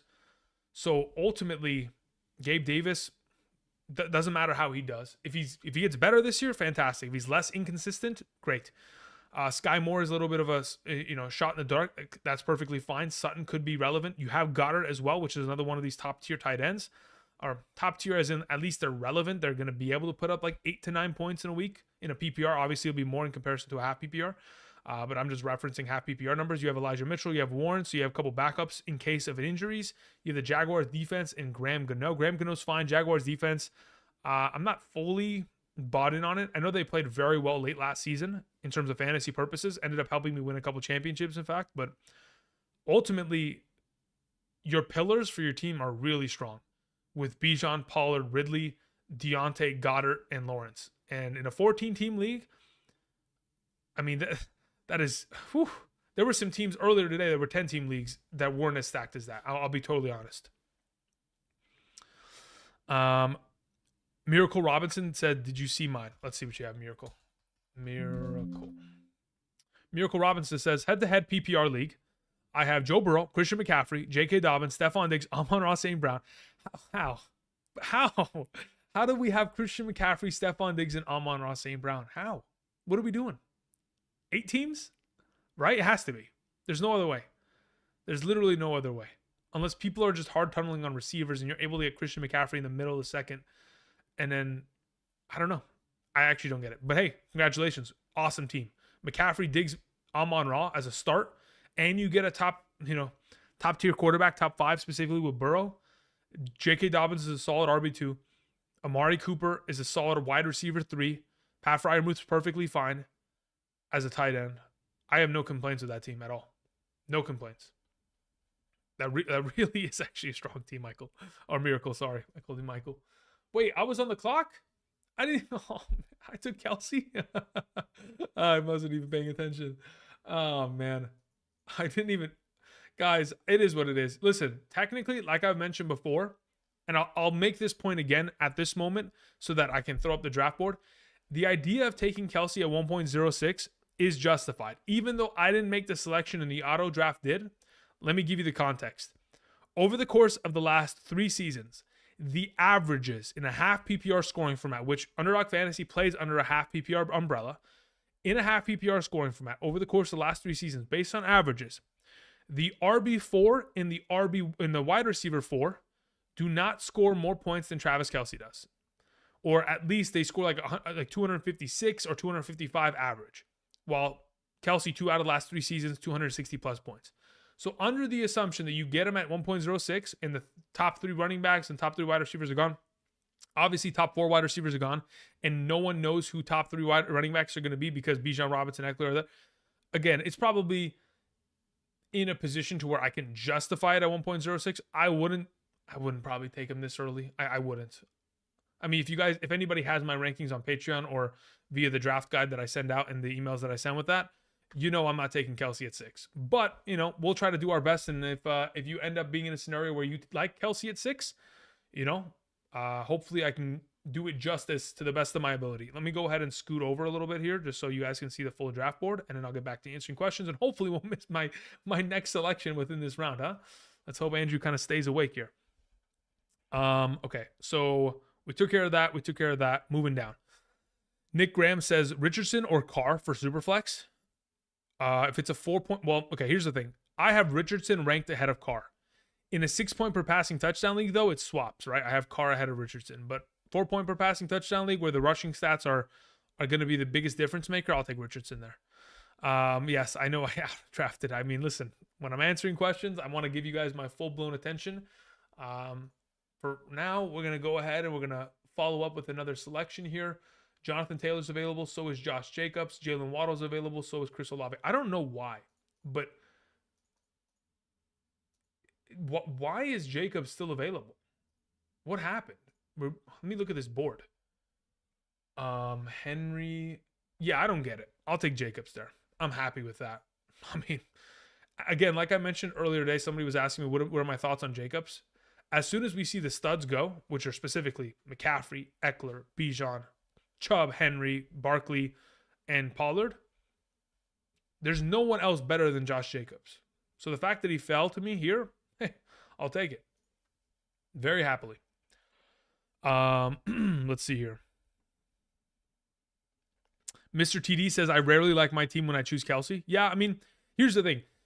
The primary reason for choosing Kelsey is that he provides such high upside within the position, and you never have to replace him until you have that bye week. And if you're continuing to get the 15 points per game from tight end, and then you're able to hit on other positions, like even though you were using lower draft capital for your second wide receiver or your second running back, if you're able to predict correctly and somehow Madison pans out or Chris Godwin is significantly better than where he was drafted, when you make those extra picks later on in the draft board and they end up being better overall contributors than we anticipated, that's where the difference is made when taking Kelsey early in comparison to vice versa. Because you know that Kelsey's going to be not only tight end one, but probably going to score 250 plus points this year in a half PPR.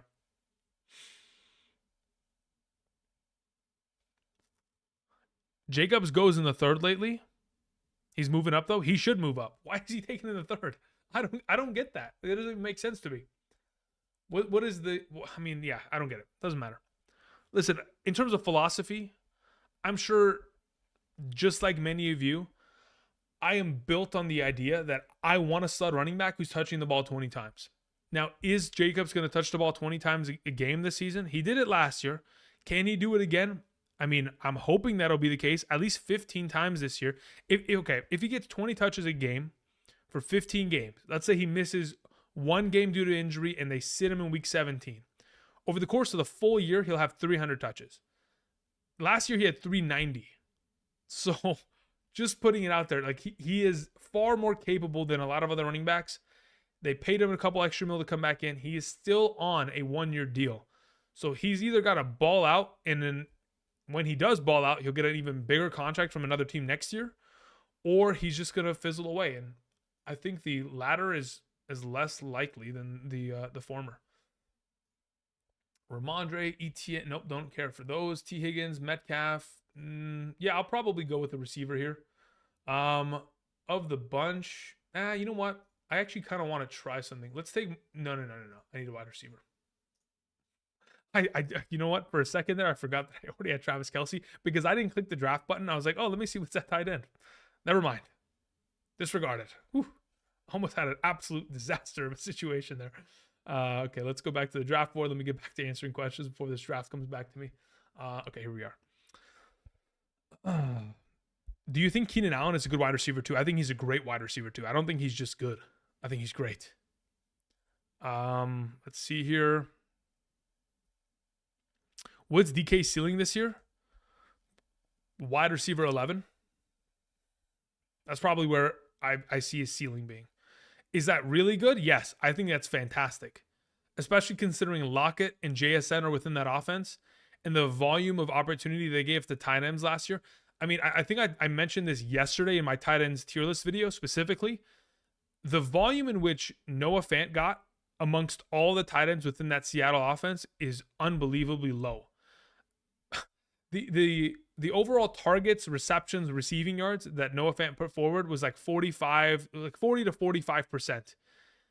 The Seattle Seahawks targeted their tight ends I think the third or fourth most times last season amongst all teams. Like Noah Fant, Disley, Colby Parkinson, they combined for a ridiculous number. So there are targets being sent to other receiving options. So if we can see DK finish at a ceiling of like wide receiver 11, 10, 12, that's fantastic. We'd love to see that. Otherwise, where he's selected right now in terms of, let's see, 3, 4, 5, 6, and then that's another 6 wide receiver, 7, so that's 13. And then you have 14, 15, 16. Wide receiver 16, that's kind of where he finished last year, right? In a half PPR. So I think it's perfectly fine. I don't think it's a position to where drafting him here, considering how many wide receivers are off the board. Like, I understand he could produce less points than X or Y at running back, but wide receiver 16 in specific is probably his base floor, unless he misses extra time. Okay, Jaden Thornton says, can I get the draft guide if I already have Underdog Fantasy? So if you've already used another, whether it's my code or someone else's code within the fantasy football community, you would not be able to access it from Underdog. You would have to get it on Patreon. Now, if you've never used Underdog Fantasy, you've never signed up using the code, you've never made a first-time deposit, then at that point, you would be able to be eligible for the promotion of the first-time deposit match, the draft guide, and then the weekly rankings for the season. Steven C20 says, how often will you be doing live drafts? I'm hoping more often than not for the next week as we kind of get closer to the season. Hopefully my computer doesn't completely die like it did earlier today again. I'm happy that it happened today rather than during the regular season, because if it did during the regular season, I would have lost my mind. But yeah, hopefully more often than not. Typically, I find myself in scenarios where I think, okay, hey, should I go live at 10 p.m.? But now that I see that there's 400 of you here, like, I have more of a likelihood that I might click that live button at 10 p.m., you know, like, because that's typically where I'm kind of sitting around. I'm like, okay, I could either go live or I could prepare for tomorrow's video. And I can do both of them in the same day. I just have to choose, is 10 p.m. a good start time? So I know for some of you on the East Coast, what is it, 1 a.m.? So I do appreciate you guys being here this late of the night. Okay, it's my selection. I already have a wide receiver. I have a tight end. I have a running back. Of the available wide receivers, we're in an okay spot. I'll take Aaron Jones. Thank you very much. Keep it moving. Okay, where are we at here? How do you treat a full PPR league differently than a standard and half PPR league? I mean, it just purely matters on, I mean, look, okay. Technically, the obvious in a standard league, when there's no reliability on receptions being a metric that we can take into account leading to fantasy success, then the overall idea of a wide receiver, their overall contributions within a singular season, the tight end position equivalently because they're identical in terms of the stats that they rely upon, they're just less reliable. So running backs take a main priority. Now in a half PPR, it could be a little bit, closer to that idea, but it begins to shift all the rankings purely. Once you go from standard to half, the full ranking shift. Do they shift greatly? Not by like a significant margin, because still Justin Jefferson, despite the fact that he's relying on over 100 receptions, he is still going to be able to score enough points with the yardage and the touchdowns that he'll be able to accumulate over the course of the season to where he's still a justified early selection. But yeah, it's just a matter of how you rank it, because the upside of a player is certainly going to be capped based on the lack of reliability of those points that you get from receptions. Who's the best running back handcuff you would draft this season? Elijah Mitchell, probably. I mean, the primary reason why I say it is because he's associated with the RB1. But if you want to know, like, actually the best running back handcuff, I honestly think, even though I just took Aaron Jones, it's probably AJ Dillon, or it's probably, who's another guy that is going to be on the field a consistent amount to the point where they could stand alone. Like, another one of those sleeper options is Jaylen Warren, but he goes way later. It would either be like, I'm taking AJ Dillon because he's a handcuff and he has upside. Otherwise, I'm going for Samaje Perine, probably. Otherwise, you wait later on. You take Elijah Mitchell's. You take Tyler Algiers later in the draft. Am I on the clock? I am. Okay, to my surprise. Justin Herbert just got taken. The quarterback position is pretty much thin and gone. I might want to jump back in. Otherwise, I take a receiver. I will jump back in. I will take Trevor Lawrence. Welcome to the squadron. Keep it moving. I did not address the second wide receiver because I looked at what was available and it did not really move the needle for me. Anthony Cervantes, what's up, man? Long time no see. Hope you're doing well. Start 3. What do you mean start 3? Are we talking about week 1, brother? No way. There's no way you're asking about week 1. There's no way. There's no way. I'm not even equipped. I couldn't even tell you who these teams were playing in week 1. I haven't even gotten there yet. I mean, geez. Yeah, I don't even know how to answer that question. I'll keep it in mind for a future stream.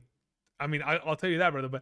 But at this moment, there's no. Yeah, I don't know. I don't know. That's what I'll say.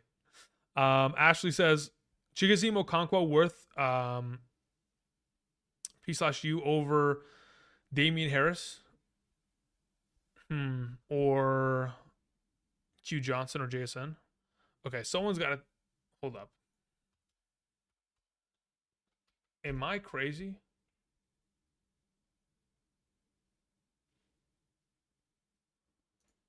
Chigoziem Okonkwo. What the heck does P/U stand for? Am I?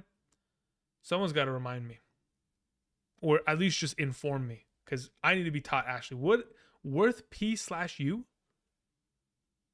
What does that mean? Irrelevant Me says, I wish Yahoo had more anonymous auction drafts. What do you mean anonymous? You guys can do drafts anonymously on Yahoo? I mean, I guess you could just put a different name, right? Wouldn't that be anonymous? No? Oh, anonymous as in you don't even know which team is bidding on the player. Oh, that's pretty cool. I like that. That's cool. So people can't like drive the price up. Oh, that's good. Pickup? Oh, thank you, Joe. I think that makes sense. So Ashley's asking, is Chigoziem Okonkwo worth the pickup over Damian Harris or Q Johnson or JSN? I'd probably rather have JSN over the bunch. Yeah, that's probably the player that I would want at this moment.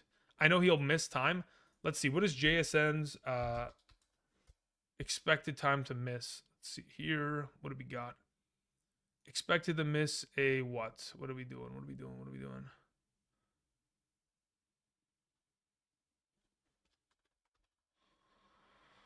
How much time is he expected to miss? 3 to 4 weeks? Yeah, I'd rather have JSN. I know Chigoziem Okonkwo, I've talked a lot about him, but at this point, he may be slow to start the season. It's going to depend on what kind of utilization they want to utilize. I mean, the targets that he gets in the red zone are going to be the biggest difference maker, because he's going to have to compete with DeAndre Hopkins and Derrick Henry. So he's going to have to rely heavily on yards early in the season. So I'd rather just take JSN if you have another tight end on roster that you can just kind of roll with early. All right, let's see here. Anthony says, okay, I respect it. I'll get back to on that. Yeah, honestly, I don't even know who they're playing in week 1. I think the Patriots play Miami, if I'm not mistaken. Who else did you have? You have Rachaad White. Who do I don't even know who the I'm a Rams fan, and I don't even know who the Rams play week 1. Like that's where I'm at this point, guys. Picking up. Thank you. I appreciate you guys informing me as to what the heck P/U stands for. We need a wide receiver. Jerry Jeudy's still on the board. I'm not interested in that. The wide receiver position got gutted out fast, and that's on me because I decided to let the draft auto pick for me early. But of the available, I will take Christian. You know what? Yeah, might as well. Just give me the stack at this point. I'll take the Kirk Lawrence stack. Ando, what's up, man? Says, what do you think in a 12-team half PPR league? I have Chase, St. Brown, Mixon. How? I mean, actually, Mixon makes sense. Never mind. That actually makes sense. Harris, Keenan Allen, James Cook, Kamara, Deshaun Watson, Chris Godwin, Swift, Addison, Wilson, Patriots, Jason Sanders. Jason Sanders is a good kicker. In games in which Tua was active, he scored pretty favorable amount of points. So hopefully if Tua is healthy this year, that offense will just continue to kick it through the uprights. I mean, I really don't have any complaints. Najee Harris and Mixon are 2 top 12 guys on my list right now. So are Chase and St. Brown. Keenan Allen's a solid wide receiver 2. James Cook has the potential of being a solid RB2. Otherwise, him and Kamara are RB3s with upside. Godwin has wide receiver 2 upside. Swift has RB2 upside. I mean, like, in a 12-team league of the available players that you could have gotten, you have upside players, and even if half of them don't end up panning out, you still have enough depth to where your team is solid.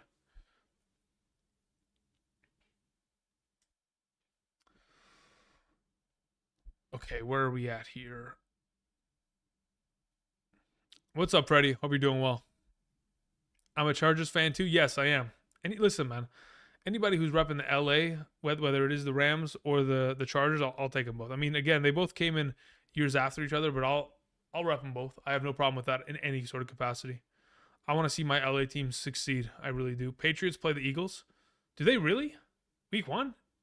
Nah, no, they don't. Week 1 schedule. There's no way they play the Eagles. They're gonna get washed if they play the Eagles. There's no way. Week 1.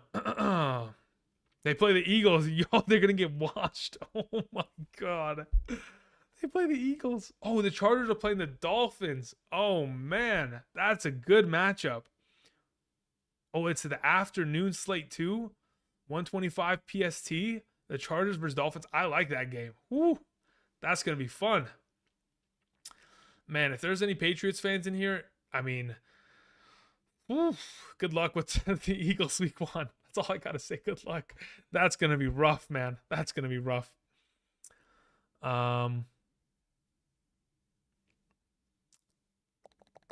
Jeff says, I'm not a fan of drafting Swift, but I hope he really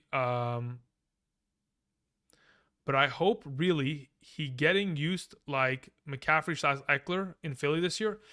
I don't think he will, actually. I don't think he's going to get that receiving upside. That's the issue. That is the primary issue with the scenario. Man, see these wide receivers, guys? Like, I guess I could take Cortland Sutton. I guess I could, but it's so, like, I'm uninspired here. Nothing here is, like, jumping off saying, Andrew, I need to be drafted. Like, I guess, you know, God, nothing. I'll take Akers, man. Just give me Akers. That's fine. I don't know why I'm able to get Akers where I am in 7th round, but I'll take it. It's fine. Where are we at? Chiefs Lion, what do you think? As in, who do I think is winning, Isaac? I'll take the Chiefs. I will say, though, games in which the Chiefs can lose, right? Typically, the Chiefs are in contests where the opposing team runs the ball down their throat. Okay? So there is a chance, there is a possibility, if Chris Jones is not with the Chiefs week 1 in that matchup, there is a chance that the Lions come in and they run all over that defense. With that offensive line, with those 2 running backs, there's a chance they could really gash them down the middle. But if Chris Jones is there, less likely, probably less competitive in my mind. I think the Chiefs are going to dice up that Lions secondary. I know they've made improvements, but still, it's Mahomes. So it's going to be tough to bottle that up. All right, guys. I got about 7 more minutes in me within the stream. I said 10:30 like 30 minutes ago, so we're almost upon that time. Tomorrow, I'll have my quarterback tier list rankings video out. I'll talk about all 32 starting quarterbacks for this upcoming season, where I have them ranked, the stats that I've collected that justify my current rankings, all that kind of jazz. If you guys haven't checked out my running back, wide receiver, or tight end tier list videos, be sure to do so. If you're looking for specific players, again, I have timestamps in every video in the description for the singular purpose of like, hey, I have this player or I'm thinking about this player. What are your thoughts? That would kind of give you an idea. Mr. TD says, can you stash someone like Love or Howell instead? I don't know who you're talking about. I don't know. What are we talking about? I think you're talking to somebody else. Okay, anyway, there were a couple more questions that were sent in. I'm going to answer them right now and then make a couple more picks within this draft, and then we're out and away. Do appreciate you guys coming by. Thank you again for supporting, clicking the like button, sending in however many super chats you guys did. You guys are crazy for doing so. Again, like I mentioned, do not feel obligated to do so, but you guys want to show support, so thank you. That is, it goes a long way to keeping these very bright lights on. Let's see here. So Justin sends in a question. Justin says, in the 12-team half PPR, I have Jalen Hurts, Jamar Chase, Devonta Smith, Kenneth Walker, Rashad White,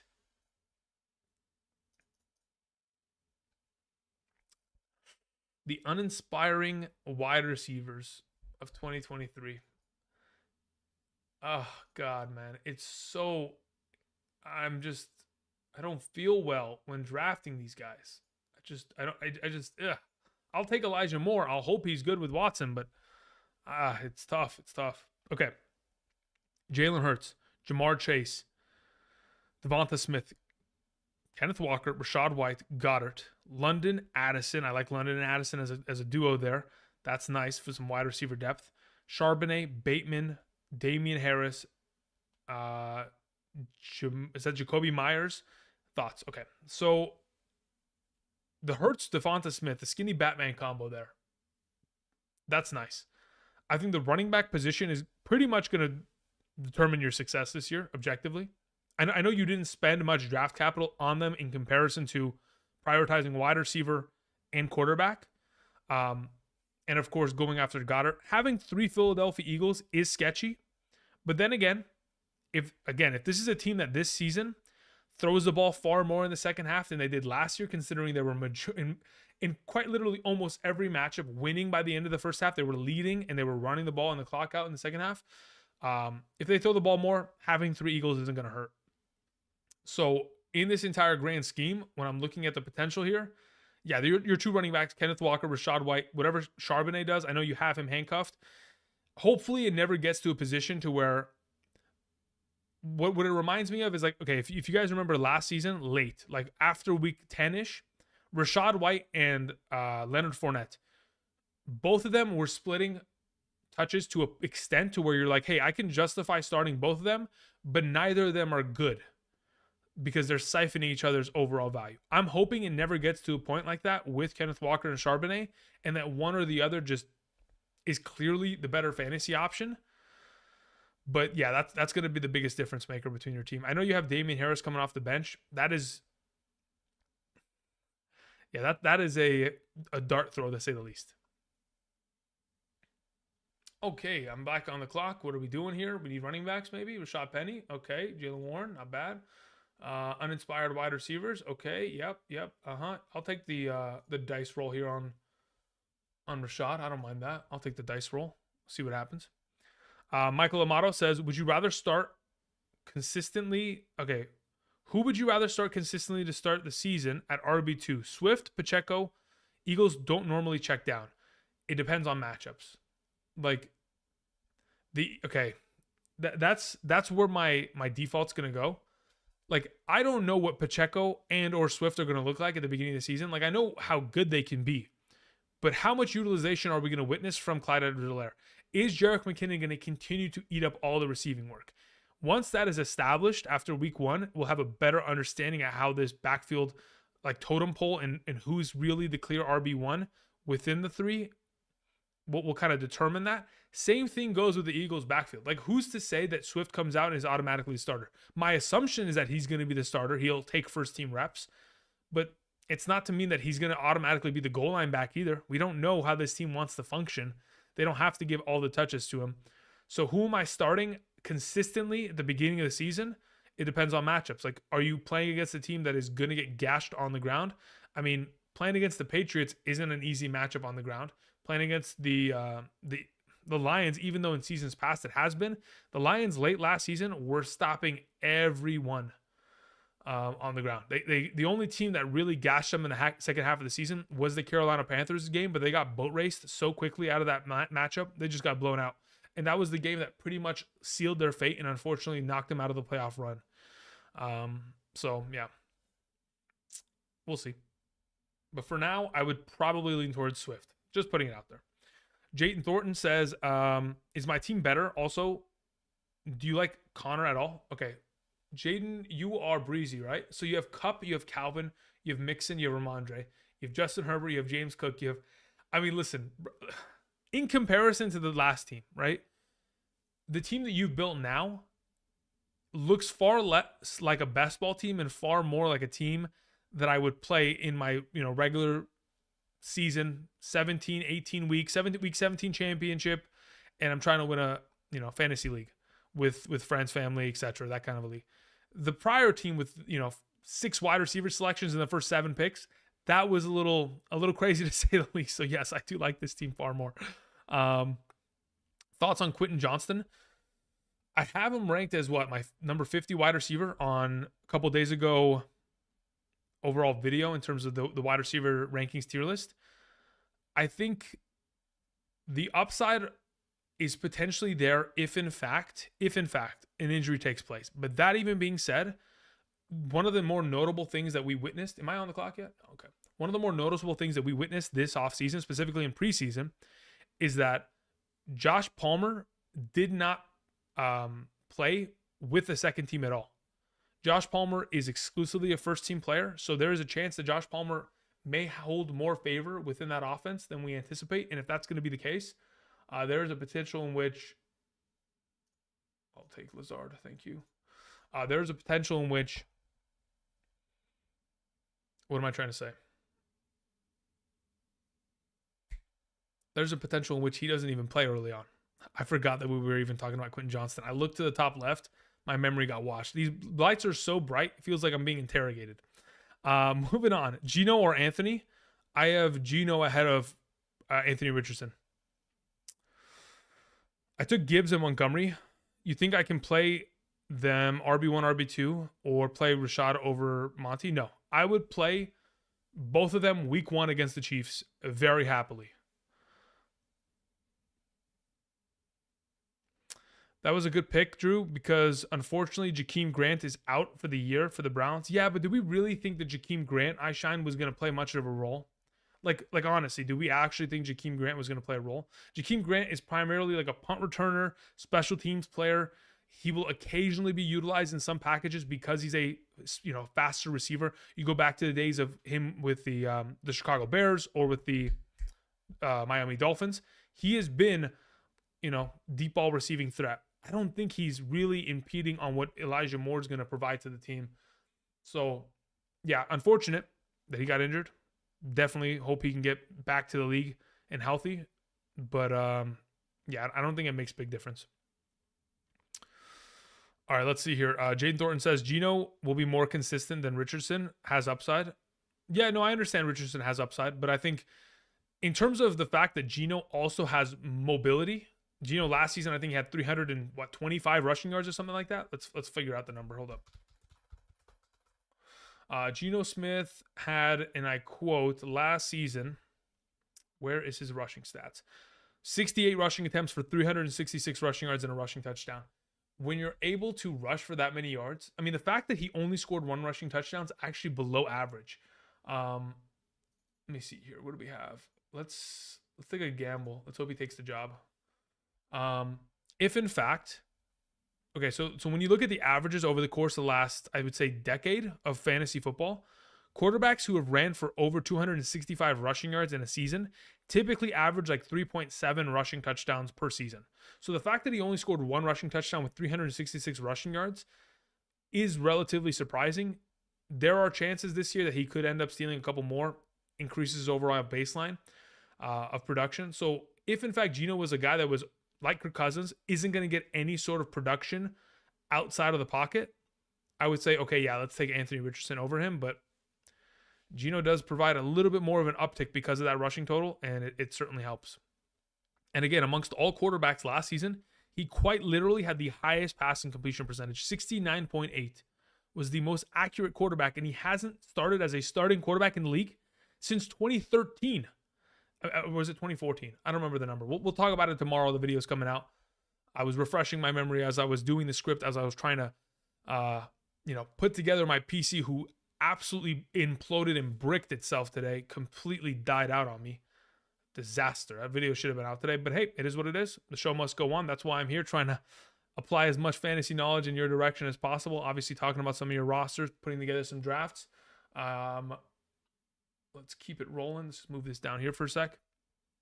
Joey sends in a question. What's up, Joey? Hope you're doing well. Says, rate my team, 12 teams, full PPR. Fields, Bijan Robinson, Amon-Ra. Man, it is crazy how many teams today have had Bijan Robinson and Amon-Ra on the same team, and I really like those squads. Being able to get both those players on the same team is really going to benefit, because Amon-Ra in itself, especially when you're playing in a full PPR, in my mind, has the potential of being a top 6 wide receiver, if not top 5. There's a potential there, right? He's going to get himself a boatload of receptions. What is it? 18 of the last 20 games he's played, he's had 6 or more receptions.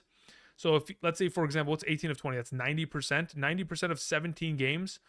Let's see here, 0.9, that's 15 games. 15 times 6 at a base minimum, he'll have probably over 100 receptions, if not 120 this year. Like, he is going to be in that number. In a full PPR, that is disgusting. It's purely going to be a matter of, can Amon-Ra find the end zone? Because if and when he does, guys, he will be an unstoppable prospect. He will be. Okay, I'm going to go ahead and make some best ball-esque draft selections here. I'm going to just take the Kansas City wide receiver and just hope something happens. I already have Kelsey, so it is what it is.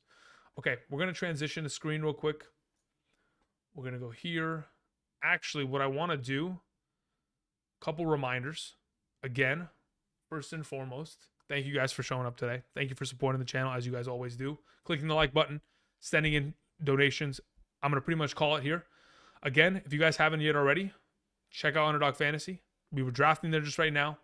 Besides being able to draft, play the pick'ems game, etc., for the entirety of the season, by signing up using code Andrew, making that first time deposit minimum of $10, if you're eligible, of course, based on the state that you're in. Obviously, you want to do so responsibly via Underdog Fantasy. If, in fact, you have the opportunity, be sure to go ahead, sign up, make that first time deposit, get the deposit match, get the drafting today, of course, gain the experience, get my draft guide, the rankings throughout the weeks for the entirety of the season. It'd be greatly appreciated. Otherwise, if you're ineligible because of the current state that you live in, if you're out of the country, etc., you can always check out the Patreon. There's a link down in the description. Outside of that, Joey says, didn't read the rest. Joey, what happened to the rest of your question? Did I look away? Yeah, I did. I got distracted after the fact that I saw Fields, Robinson, Amon-Ra. Listen, when you have Amon-Ra and Ridley on the same team, it's kind of not fair at that point. The issue that I see with your team now that I'm looking at it, Bijan Robinson, and then your RB2 Swift. Oh, man. Swift could be the Miles Sanders of this year. If you guys remember where Miles Sanders was being selected last season, the fact that he was coming off a year where he unfortunately had 0 touchdowns in 2021 and then came back last year and was unbelievable. If Swift can play that role this year and score half as many touchdowns, 6 touchdowns, be the primary back, be, at least a serious contender within his backfield, he can obviously live up to that RB2 potential and be a startable option. Penny will continue to breathe down his neck. It's fine. Penny's played 40 games in the last 82 eligible, so we're not too worried there. But in terms of getting Goddard, I'm fine with it. Again, it's a better tight end than, far more volatile options that are far later, like going after guys specifically ranked like 13 beyond. Like if you're going after Cole Kmet's or, I don't know, I would say Jawan Johnson, there you're purely reliant on touchdowns. While you get Goddard, you can at least get the yardage to suffice for now. Sutton is actually a pretty good pick as of late, mainly because we're anticipating that Judy's going to miss a little bit more time. So if that's going to be the case, yeah, the only problem with your team is Swift. And if Swift figures it out, I mean, you guys know how much promise I truly do believe Fields has this year. Okay, what was this? Nate says, did you see my question? Nate, where are you at, my man? Nate says, in a 10-team league, my RBs are Bijan, Chubb, and ETN, and White. My goodness. My wide receivers are London, Judy, and Hollywood. Anything I should do? Yes, you should trade a running back by the name of Travis Etienne, and you should try to get another wide receiver. Who would I get at wide receiver in exchange for Travis Etienne? You got to find a team specifically in your league that needs running back and has a plethora of running back or wide receiver depth. If you can, I would trade Etienne and I would try to get Ridley. I still want a piece of that offense, but that's what I'm looking at, because I look at your receiving core, Judy with an injury, London associated with, unfortunately, Desmond Ridder, and Hollywood Brown, who's probably going to have Joshua Dobbs as a starting quarterback for maybe 8 weeks until Kyler Murray returns. That is not sustainable enough at wide receiver in my mind. So that's my suggestion. You probably want to move a piece there. All right, guys. Thank you, everybody, for watching. Jackson says 10-team second pick. I have Jamar. I have Chris Olave. I have Josh Allen. I have Mixon, my first 4 picks. I have no complaints there. 2 stud wide receivers. My number 1 overall quarterback going into this year, and a top 10 running back with Joe Mixon. No complaints. You forgot to say you have Kenneth Walker. Okay, then you're fine there. So if you have, okay, at that point, if you have Kenneth Walker there, Joey, you're in a far better position, significantly better position, because at least we know that Kenneth Walker will be capable of something of the idea of like 950 to 1,050 rushing yards, probably like a handful, maybe 6 rushing touchdowns, a couple receptions here and there, enough to where he'll be in that RB2, probably like RB18 overall conversation. So yeah, that's far better than the risky nature of having Swift. So yeah, the fact that you have Kenneth Walker there is great. iShine was saying, would you start David Montgomery or Khalil Herbert in a half PPR as my RB2? My number one guy is Gibbs. I don't even know who the Bears play. Week 1 schedule. Who do the Bears play, guys? I haven't even began, getting content ready for week 1 because we are so far away. I'll tell you when I'll be ready to talk about week 1. I'll be ready to talk about week 1 on September 4th. That's when I'll be ready. The Bears play against the Green Bay Packers. Oh, man, the Packers are awful in terms of stopping the run. Oh, my God. We'll talk about it. Oh, man, the Packers are so bad at stopping the run. They've been for so long, too. Okay, a couple more questions. Thoughts on James Cook and Antonio Gibson? Check out my video in terms of running back tier list rankings. I put it out a couple days ago. That'll give you an idea as to both those running backs because I got to go.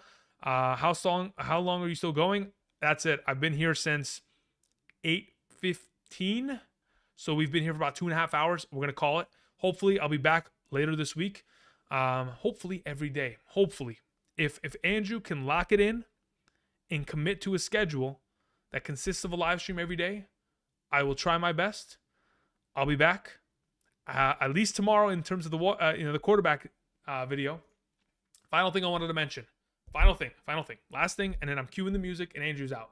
I'm actually going to pre-prompt the music. Okay, you hear that? Okay, good. We're pre-prompting the music. Last thing I need to mention. If you guys haven't checked out the merch, it's available. There's a link down in the description.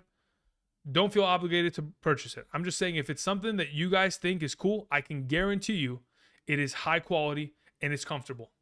And if you want to rep greetings and salutations, it's a part of your budget and it fits those means and it's nothing that's crazy and it's going to put you in a bad spot.